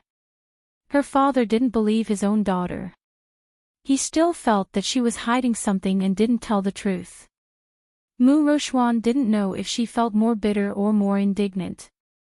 Before returning from Arbor, she had always felt that she was living a good life. She had an upright father, a loving mother, and a handsome big brother who only treated her well. But now, everything seemed to have changed. Her father became more and more repulsive. He was so short-sighted that he actually stared at such a small item in his daughter's pocket. And her mother. She didn't distinguish right from wrong and only wanted to maintain the peace and tranquility of this family on the surface. She just had to force her to marry someone she didn't like and coexist peacefully with someone she didn't like. She deceived herself to the point of ridicule. Big Brother. Speaking of Big Brother was even more heartbreaking. It seemed that he only had that demoness in his heart. Was this still the happy and harmonious family from before? It had completely changed. Mu Rochuan was both sad and angry. She flung her sleeves and strode outside. Every word I said is the truth. The mystic realm collapsed and we didn't get anything. If someone really obtained something, then it must be your other good daughter, Arbor. Mu Rochuan's lips curled up in ridicule. If you want it, ask her. Stop. Mu Jingfeng was also enraged. He glared at Mu Rochuan's back and scolded, is this how you speak to your father? Come back and make things clear. What do you mean by Arbor got something? Her cultivation isn't even as high as yours. How come she got it and you didn't? Mu Roxian abruptly turned her head and laughed maniacally at her parents. Her cultivation is inferior to mine. Not as good as me. Ha ha ha ha. You've all been deceived by her. She was a damn liar, a stinky witch. She can even draw a teleportation talisman array. Do you think her cultivation level is lower than mine? Ha ha ha ha ha. After saying that, she saw a trace of fanatical joy in Mu Jingfeng's eyes. Mu Rochuan's heart felt increasingly bitter and uneasy as she silently spurned herself. Who asked you to be so talkative?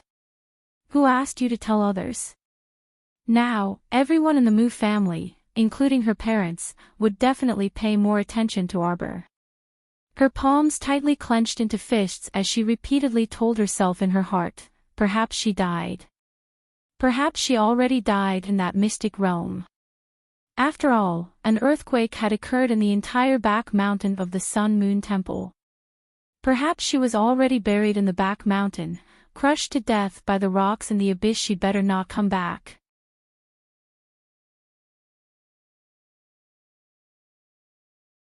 Chapter 32-29. Xian. Mu Jingfeng seemed to have realized that his previous attitude was not very good, so he hurriedly smiled placatingly and deliberately put on the appearance of a loving father. Since you say so, father will naturally believe you. He gazed lovingly at Mu Rochuan, but the latter inexplicably felt very uncomfortable when she saw his sudden change in expression after what had just happened. Mu Jingfeng continued to look at his daughter with a smile and said, "Oh, right, your grandfather's birthday is coming up soon. Properly prepare a gift and don't embarrass our eldest branch." Every year, the Mu family's old master's birthday was the highlight. In order to please the old master, each branch would use all sorts of methods and come up with all sorts of clever schemes. Mu Jingfeng still felt a little indignant that the second branch's birthday gift was overshadowed by the pine bamboo mechanism diagram last year. And you, find out what gifts each branch is preparing as soon as possible. Don't mess things up again. Mu Qingya nodded repeatedly and softly said, "Okay." Actually, she had already sent people to find out these few days and planned to tell Mu Jingfeng about it in 2 days. "Father, mother, if there's nothing else, this daughter will take her leave first." Mu Rochuan bowed and left without looking back. "Look at how well you've taught your daughter." Mu Jingfeng could not help but feel angry when he saw her attitude. In the past, he had harbored that rebellious daughter to annoy him, but now, even Xian was disobedient. It was truly infuriating. Mu Rochuan hurriedly comforted him gently. "Old master, Xian narrowly escaped from the mystic realm and did not obtain anything. She's probably in a bad mood. Old master, don't lower yourself to her level. She's a girl and has shallow knowledge. She likes to think about herself first and haggles over minor matters. Actually, how would she know that going to the mystic realm to train is a very rare opportunity in itself? It's good to obtain treasures, but if she has no fate with them, she can only blame her shallow fortune. Old master is very knowledgeable, so there's no need to lower yourself to her level. After she hits a wall everywhere, she'll naturally know how good the Mu family is. Only then will she understand that she can only be better if the family is better." Mu Jingfeng was very pleased with her words, and his complexion gradually improved. Mu Qingya invited him to sit down and personally served him tea and pastries. She said softly, "Master, the Crown Prince and the Crown Princess wedding is near, so they will definitely return to the capital." Mu Qingya sat beside Mu Jingfeng and asked gently, "Husband, should we send someone to invite them home for a short stay? Seeing that old master's birthday is coming soon, old madam must be looking for a chance to meet her granddaughter." Mu Jingfeng frowned, but when he recalled what Mu Rochuan had said earlier, a glint flashed across his eyes. Arbor could draw teleportation rune arrays. He didn't know if this was true or not, so he had to test it out. He nodded and patted the back of Mu Qingya's hand in satisfaction. "Thank you for your hard work. Go do it." If the Crown Princess and the Crown Prince came back to live with the first branch at this time, the first branch would have the support of the two of them at the old master's birthday banquet. They would definitely have the upper hand over the others. Thinking of those troublesome brothers of his, Mu Jingfeng felt vexed. "Crown Princess, Ni Chang Market's Buer Nyang has arrived." Kai Chi ran in with a grin from the Eastern Palace's small reception pavilion and bowed. The little Crown Princess unhappily waved her small hand. "Not going to try, not going to try." It hadn't even been half a day since she came back, but just trying on clothes was annoying her to death.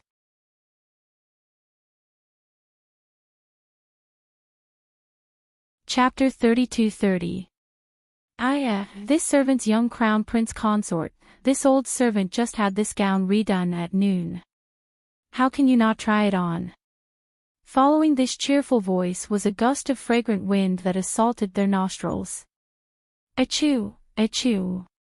The little crown princess sneezed twice with a blank face, then covered her nose with an unfriendly expression as she looked at Sun Yang, the middle-aged woman with a graceful figure. The woman was wearing a bright red dress with butterfly sleeves and a narrow waist, painted in red and green, making her look very coquettish.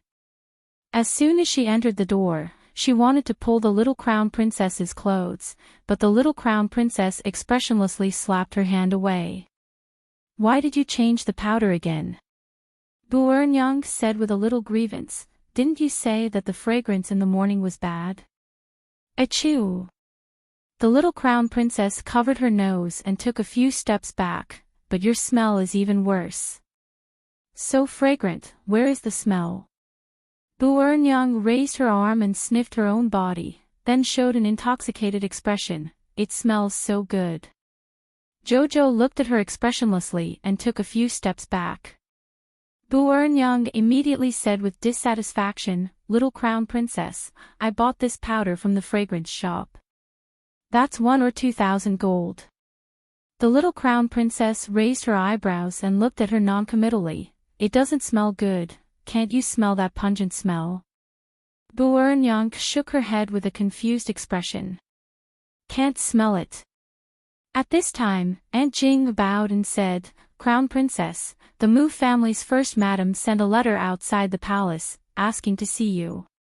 The little crown princess was slightly surprised, then looked at Buernyang who was sniffing her sleeve. This woman is really wretched, I don't have time now, let her go back. Arbor said lightly. She came back less than half a day, and the Mu family sent someone here, the news is really fast. Buernyang. Hey, little crown princess, what orders do you have? Buernyang heard her call out, and quickly came up with a smile. Achoo! The little crown princess pushed her face away and said with a serious face, go and wash the smell off your body, I will give you a new fragrance. She heard that the little crown princess was good at business, but she didn't expect her to do business with Buernyang. Buernyang was curious, but obediently went to wash the fragrance off her body. After the time it took for a stick of incense to burn, the young crown prince consort felt that this fellow was much more pleasing to the eye.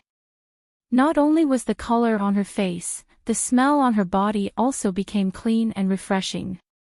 The young crown prince consort took out a small box from her inner world and handed it to her. Try it.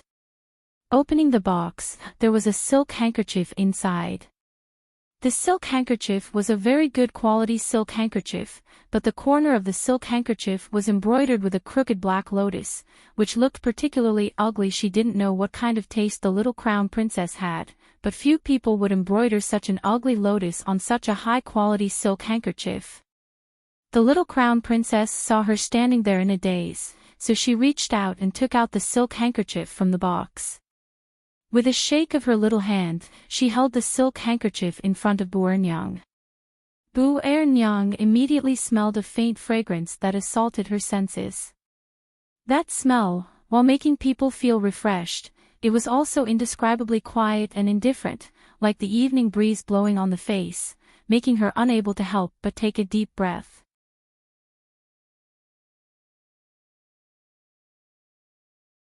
Chapter 32-31. The young crown princess expressionlessly put the silk handkerchief back and said dryly, this smell can probably last for 3 days. What do you think? Buernyang was intoxicated and carried the wooden box in the young crown princess's hands.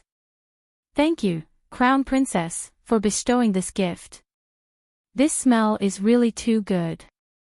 The 2 maidservants from Nikhang Market also nodded repeatedly to express their approval.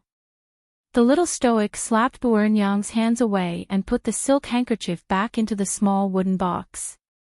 She closed the box and put it back into her inner world. This is the first handkerchief I personally embroidered. Arbor pursed his lips and said, I didn't say I was giving it to you. How could Sir Jojo give such a meaningful handkerchief embroidered to someone else? When she finished embroidering it, her husband even praised it for its beauty, saying that the lotus flower at the corner was embroidered according to his original design and was especially exquisite and brilliant, a work of art surpassing the heavens. Although Sir Jojo knew that her husband was lying through his teeth, her husband still praised Sir Jojo. Buernyang stared dumbfoundedly at the young crown princess in front of her. No, that wasn't it. The young crown princess was toying with her.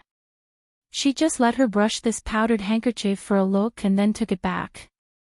Our precious painting workshop has orders, the young crown princess continued expressionlessly. Bring your own embroidered handkerchief. You only need to dye it with fragrance. It's 10,000 spirit coins for one. Dye it with fragrance and buy the embroidered handkerchief. It's 18,000 spirit coins for one, and it also comes with a beautifying pill with a 3-day effect. Buernyang was instantly even more dumbfounded. Was the young crown princess promoting her shop's products? Was that right? But I'm tailoring a dress for the crown princess. It's only 50 to 50,000 spirit coins. When the young crown princess heard this, she immediately revealed a disdainful expression. You're really expensive. It wasn't a defensive spiritual garment, yet a wedding dress was actually sold for the astronomical price of 50,000 spirit coins. Her husband had found Nikhang Market and said it was the best garment workshop in the Divine Continent. As expected, the price was also astronomical. If that wasn't the case, he could have directly ordered the Imperial Palace's production department to prepare the wedding dress. Me. Buernyang opened her mouth. Was she expensive? It wasn't easy for her to earn 50,000 spirit coins. She had to work overtime with all the embroiderers in the Nichang market. The little crown princess glanced at her silently. Have you settled the 50,000 spirit coins? Buernyang nodded her head. Husband gave you money. The young crown prince consort's voice suddenly rose a little. Eunuch Chen, who was standing at the side like a wooden block, heard this and subconsciously twitched his mouth. Buernyang nodded, but then she thought of something and quickly shook her head. No. His Highness the Crown Prince gave me an IOU and told me to ask the Great Emperor for money. This son of mine, the young Crown Prince consort blinked her eyes. She wanted to laugh out loud on the inside, but her expression remained impassive and expressionless. Her husband was really interesting. She wondered what kind of expression his father would have when he received the IOU. Suddenly, he felt a little sorry for his father. This son of mine, wherever he went, he would cheat his father. In the past, he was used to cheating the old great king of the Mo Kingdom. Not long after returning to the Divine Continent, he began his daily routine of cheating the great emperor. Do you want to buy it? I want to buy it. Buernyang nodded repeatedly. Is it the precious painting workshop? The little crown princess nodded. Our precious painting workshop sells all kinds of jewelry and accessories. We also sell spices and beauty products. It's okay. You can go shopping and improve your eyesight.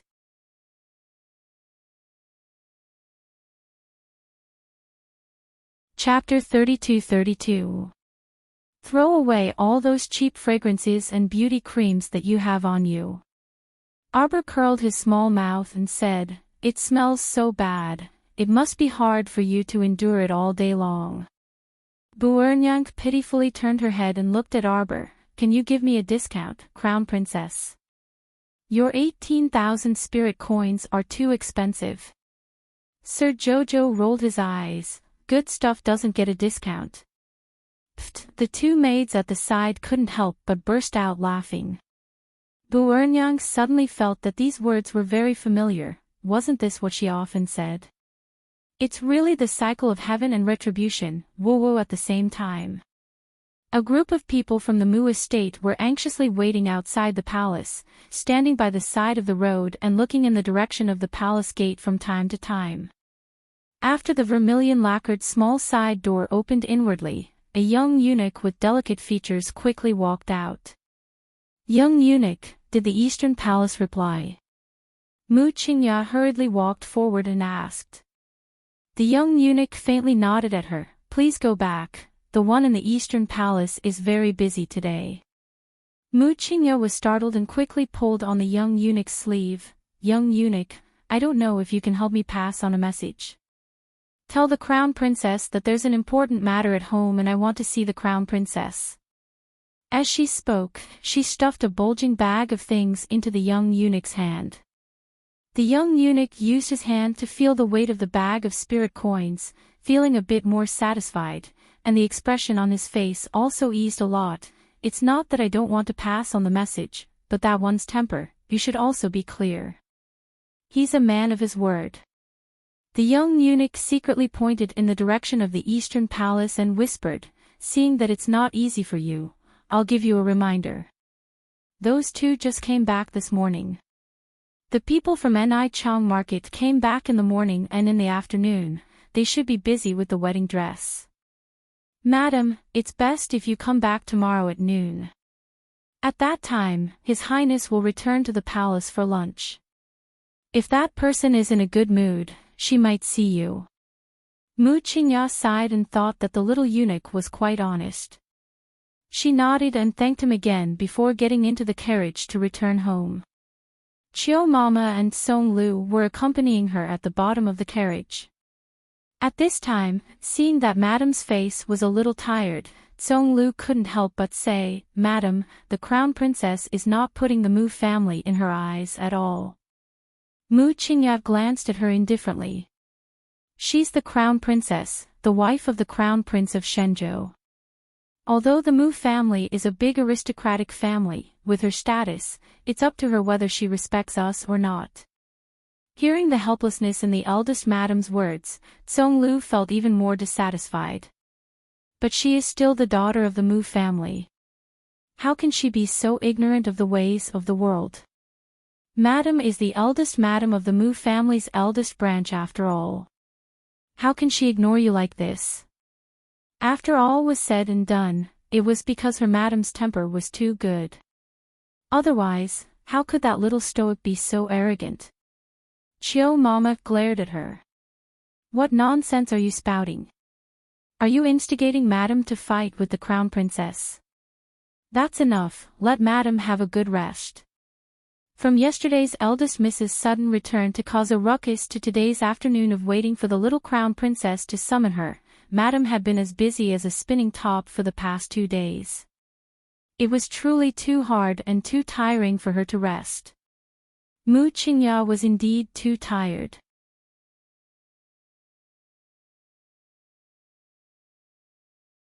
Chapter 32-33. As a normal person, her body was naturally not as sturdy as a cultivator's. On the carriage ride back, she took a short nap and only felt a bit better when she arrived at the Mu estate's entrance. Not long after she returned to Gilded Garden, she heard that concubine Yuan had come over with her child and was wailing non-stop at the entrance. Mu Qingya really didn't have the patience to talk to her, so she sent Nanny Chiu out to inquire about the situation and sent Yuan Qiong away. The Mu family's eldest branch was in a state of chaos every day, but the little Crown Princess lived peacefully. When Prince Mo returned to the Eastern Palace in the evening's afterglow, he happened to see Buernyang walking out with a long face after packing her clothes. "Greetings, Your Highness the Crown Prince." Buernyang hurriedly squeezed out a smile and curtsied to Prince Mo. Lien nodded and walked past her without consulting anyone. He then turned to look at Buernyang walking out with a long face and asked Hui Feng, who was following behind him, in bewilderment, "Did she take the wrong medicine?" Hui Feng's mouth twitched. He had been by His Highness the Crown Prince's side the entire day, so he naturally didn't know what happened to Buernyang. Mo Lien only found it a bit comical. Before going to the Sun Moon Mystery Realm, when he had Buernyang cut Jojo's clothes, she was still smiling like a Maitreya Buddha all day long and looked at him as if she was looking at a running golden pig. What was wrong with her today? She had a long face and looked as if she had lost her parents. It was completely different from her usual style. The Crown Prince strode into the inner hall and heard Sir Jojo call out crisply, "Hubby." Prince Mo's gloomy mood, which he had been suppressing in the old man's imperial study for the entire afternoon, instantly dissipated. He quickly walked over and pulled the little one into his arms. "Jojo, I feel like I haven't seen you in a year and a half." Half a day had been too long. Lady Chow Chow blinked her eyes and then reached out to pinch his chin. "Husband, we even had lunch together." Speaking of this, Great Emperor Lunch felt very stifled. This son of his had to go back to the Eastern Palace to have lunch. He even said that he was having lunch with his wife. Didn't he think about his father? Couldn't he set aside some time to have lunch with his father? "I don't care, I just feel like I haven't seen you for a year." Mo Lian rubbed her body and smiled. "What happened to Buernyang? You look like you lost your father." Jin Xiu couldn't help but cover her mouth and laugh. "Your Highness, it's not that your father is gone, it's that your money is gone. Our Crown Princess gave Buernyang several new beauty products. Buernyang ordered a lot of them. Tomorrow, she will go to Zhenhua Fong to pay the bill." When the Crown Prince heard this, he was amused. His wife really knew how to stir up trouble. Look! While earning a wedding dress, she also sold a lot of good stuff to Buernyang. "How much?" the Crown Prince asked excitedly. "A total of 88,000 spirit coins." Jin Xiu couldn't help but burst into laughter when she said this. When Buernyang heard the total price, she looked like she had lost her father. So to say, this Buernyang did this wedding dress business and spent more than 30,000 spirit coins. No wonder she looked so sullen. Crown Prince Mo guffawed and lifted his wifey into his arms. "Wifey, you're too awesome." Sir Jojo tilted her head and rubbed her head against his hair. She sweetly called out, "Hubby." Suddenly, His Majesty has arrived. Tomorrow, the fourth watch will continue.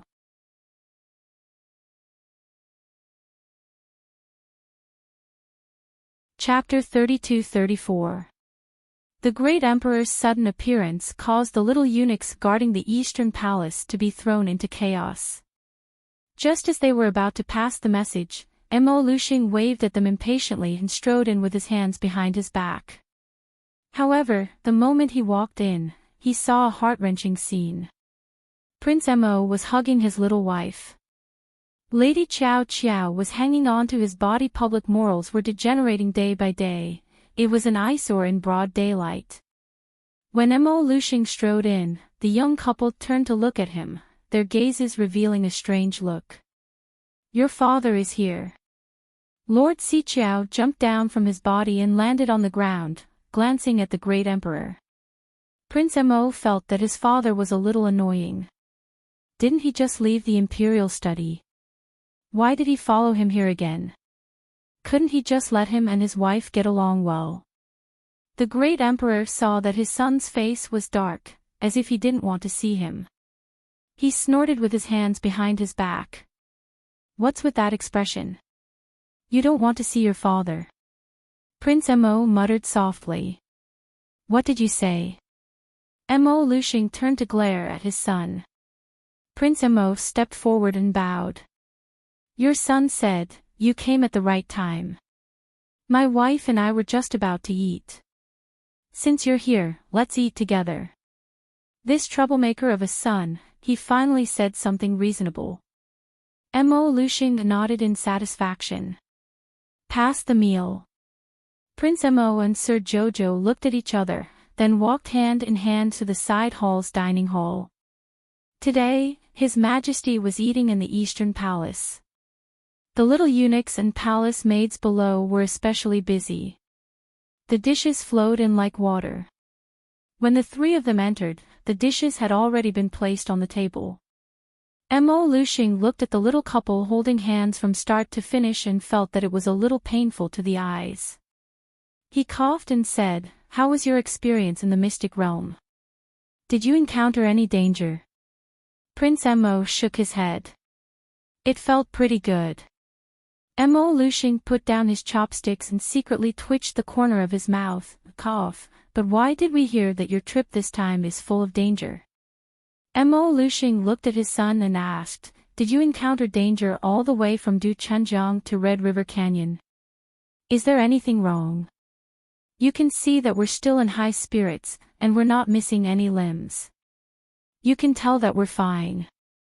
Prince Mo secretly rolled his eyes and then said, "But father, my wife has suffered a lot along the way. Do you want to open a storehouse or something to nourish her body?" Mo Luxing, how dare you say that? As a father, he was more tired than anyone else. Just because the crown prince was squandering, he had to follow behind and pay the bills. Which crown prince would be like him? Acting recklessly and in a complete mess. The more Mo Luxing thought about it, the more he was about to blow his beard and glare. The little stoic bluntly glared back at the emperor and said crisply, "You're not allowed to glare at Jojo's lotus." Mo Luxing, Mo Lien was overjoyed. He leaned closer to his wife and picked up a piece of fish for her. "Jojo, eat." Mo Luxing felt even more stifled. This son treated his wife 100 times better than his father. "We encountered Heavenly Fate's people at Red River Canyon." Sir Jojo glanced at Mo Luxing and said, "It looks like Heavenly Fate is about to take action. You have to make preparations as soon as possible." Prince Mo nodded repeatedly on the side, completely agreeing with his wife's words. "Although we eliminated the temple's forces, Heavenly Fate, this underground organization, has probably developed for several hundred years."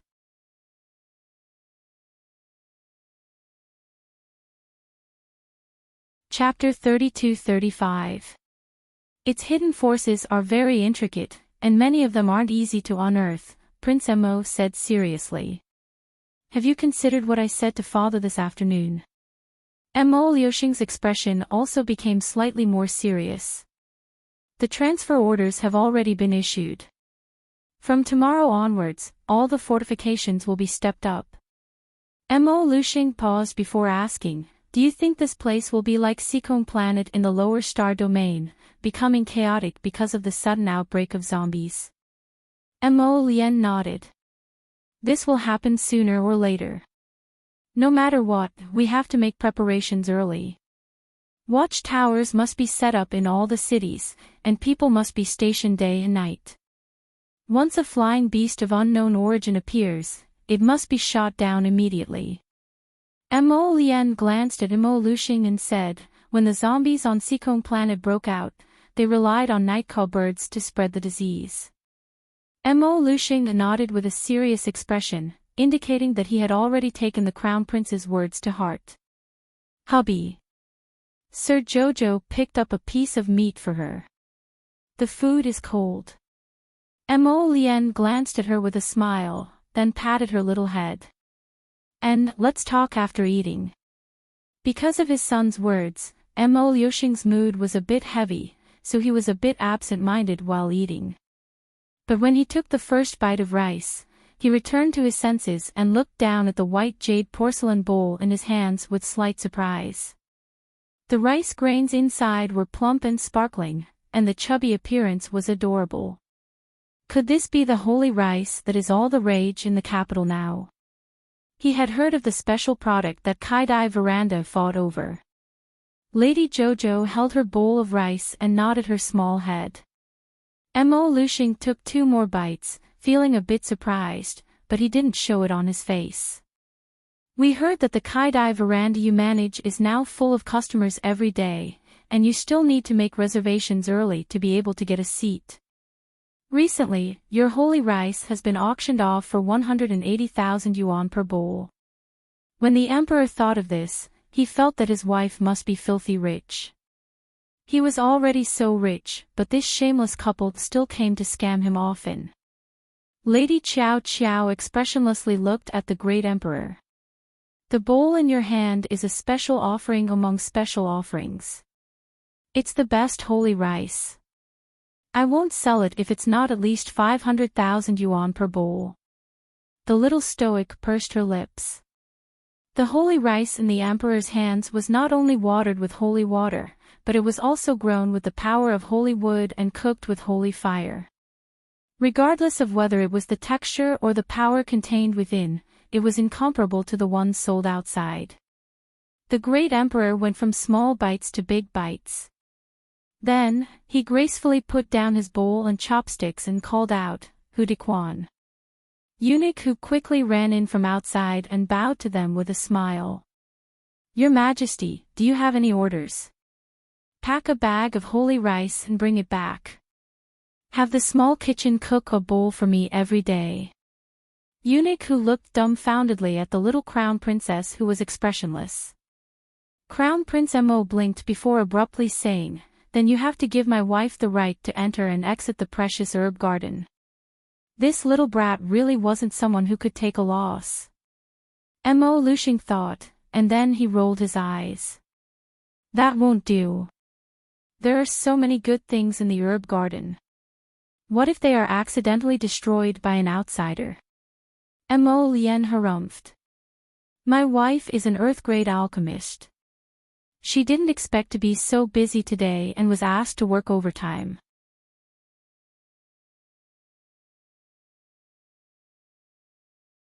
Chapter 32-36. That's right, don't be arrogant and complacent just because of a little achievement. In our divine continent, mid-level alchemists are everywhere, and even high-level alchemists aren't few. Don't think that just because you can provide a bloodshed vermilion fruit, you've already entered the ranks of alchemists. The path of alchemy is broad and profound, there are many things to learn. Wait a minute. Mo Liuxing's voice paused slightly, and he suddenly glanced sideways at his son, raising his voice slightly. What did you just say? Mo Lien rolled her eyes in annoyance. I said, my wife is an earth level pill master. Now you heard it clearly, right? Mo Lien glanced at her father with a smile that wasn't a smile. This guy's mind was wandering, and he didn't even hear it clearly, yet he was admonishing them with certainty. Mo Liuxing's expression at this time was very surprised. Sure enough, he seemed to come back to his senses all of a sudden, staring at Arbor with wide eyes for a while before saying, You know how to make earth-level pills. Arbor glanced at him and nodded. Sort of. Now, she could sometimes produce heaven-level pills with a small probability, and last time, she even produced a black-veined earth-level pill. Her alchemist realm seemed to be developing in the direction of higher quality. Mo Liuxing's gaze was somewhat complicated, and he looked at her deeply. He wouldn't have noticed if he didn't look, but with this look, Mo Liuxing couldn't help but frown slightly, and he said with some surprise, You? Did your cultivation level increase again? Arbor threw him a, You just realized look, nodded calmly, and said in a calm tone, It's just a so-so, now I can barely be considered a beginner level 13 level great spiritualist. The emperor actually felt somewhat speechless, and his gaze seemed to be looking at an otherworldly weirdo, staring blankly at Arbor for a good while. Why did he look like an idiot? Arbor's little eyes glanced at the emperor, and she couldn't help but say, Although my realm didn't increase much, my divine sense increased a lot. Now it's already a 4th level divine sense. Mo Liuxing, why did he keep feeling stifled? And what the hell was with this inexplicable huge blow? This advancement was due to the fact that the Sun-Moon Mystery Realm had fused into her galaxy. Even the little tree had benefited greatly. Previously, after the Sun-Moon Mystery Realm had fused into the star field, all kinds of things had happened one after another. She hadn't had enough time to flee for her life, so naturally, there hadn't been time for her to go into seclusion to advance. She suppressed her realm and waited until she returned to the academy before she calmed down and advanced a level. Now, her cultivation had successfully stepped into the realm of level 13 Great Spiritual Master. As for the little tree, it had already entered the realm of middle growth stage. Seeing the Emperor's shocked expression, the little stoic pursed her small lips. What was there to be surprised about? Before you went to the Royal Academy, you were only a level 10 Great Spirit Master. Mo Lushing restrained himself, but in the end, he still couldn't help but open his mouth. At that time, she had removed the aura-concealing talisman in the study room. He had seen it with his own eyes, hadn't he? But now, it had only been a little over a month, and this little guy had actually leaped into the realm of a 13th rank Great Spirit Master in one go. Moreover, with Mo Lushing's eyesight, he could naturally tell that this little brat's cultivation did not seem to be fake. It was extremely stable. This little guy was really quite amazing. Mo Lushing glanced at the little girl again, inwardly thinking, this kind of talent is completely not inferior to the Panga clan's Princess Jing.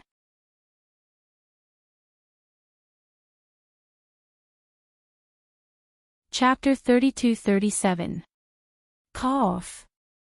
The Emperor suddenly felt that his expression was a bit like an idiot's, so he quickly adjusted his expression and put on a solemn face. You've improved a lot recently, but you have to maintain it. That's right, since you're an Earth-grade alchemist, then have you gone to the pill house to test your grade? I haven't. The little stoic recalled Fairy Huang He's words and couldn't help but sigh ruefully. She heard that with the alchemist certification issued by the pill house, you could get a discount at any medicinal herb shop in the 3 provinces. Hence, the Emperor fumed and glared. You haven't even tested it, so how can you boast that you're an Earth-grade alchemist? This Earth-grade alchemist title wasn't a boast. Someone who can steadily refine 100 Earth-grade pills in one go isn't an Earth-grade alchemist. The Emperor twitched his mouth and nodded indifferently. Then don't be arrogant and continue to work hard.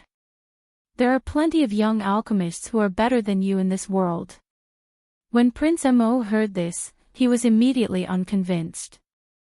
Which girl of the same age in this world can be better than my Jojo? Mo Lushing glared at his son. There's always someone better. There's still a 28-year-old divine alchemist in this world. When Mo Lushing mentioned this person, he couldn't help but sigh ruefully. Unfortunately, this expert's whereabouts are erratic. It's very difficult to find her. Can your wife reach the divine alchemist realm when she's 28? The Emperor shook his head and couldn't help but sigh. It'd be great if she could become a divine alchemist. Mo Lian was unhappy when he heard this. His little wife was clearly more outstanding than anyone else, so why did she seem so unsightly in his father's mouth? He simply didn't know what was good for him. Mo Lian was just about to rebuke his father when Arbor grabbed him. In truth, there were many things that didn't need to be argued with. When her strength reached that level, that would be the best way to slap their faces. In any case, it wasn't the Emperor's first time being slapped in the face, so he didn't mind the pain. Arbor pursed her lips, indicating for Prince Mo to pay attention to the Emperor's current expression. Her hopeful expression softened his chiseled, handsome face. You're looking for that divine great alchemist. Mo Lian raised her eyebrows. A 28-year-old divine great alchemist was indeed quite outstanding, but Mo Lian believed that his little wife would definitely be able to reach the realm of a divine great alchemist in less than 10 years. Have you heard of the soul-returning pill? The Emperor suddenly asked, his gaze landing on the little stoic. The little crown princess glanced at him. A saint-grade pill that reverses yin and yang. To make them, you need divine phoenix wood, Zhangzhou snowfield flower, and underworld remote ghost grass. Also, add a saint-grade spirit fruit, the bloodshed vermilion fruit. Mo Lushing nodded his head excitedly. Speaking of the bloodshed vermilion fruit, she had casually taken one out and given it to him when he was testing the young crown princess. It would be a lie to say that he wasn't excited at that time, but the great emperor was used to pretending. Even if he was overwhelmed with emotions, no one would be able to tell. Do you know how to make it? Mo Liuxing's eyes were faintly suppressed with anticipation. Only a saint-grade alchemist can make this pill, the little stoic said indifferently. Although a divine-grade alchemist can also make it, the success rate is extremely low. It wasn't easy to gather the materials for rare treasures like divine phoenix wood, remote ghost grass, and snowfield divine flower. How could a person with a low success rate carelessly make a pill like this?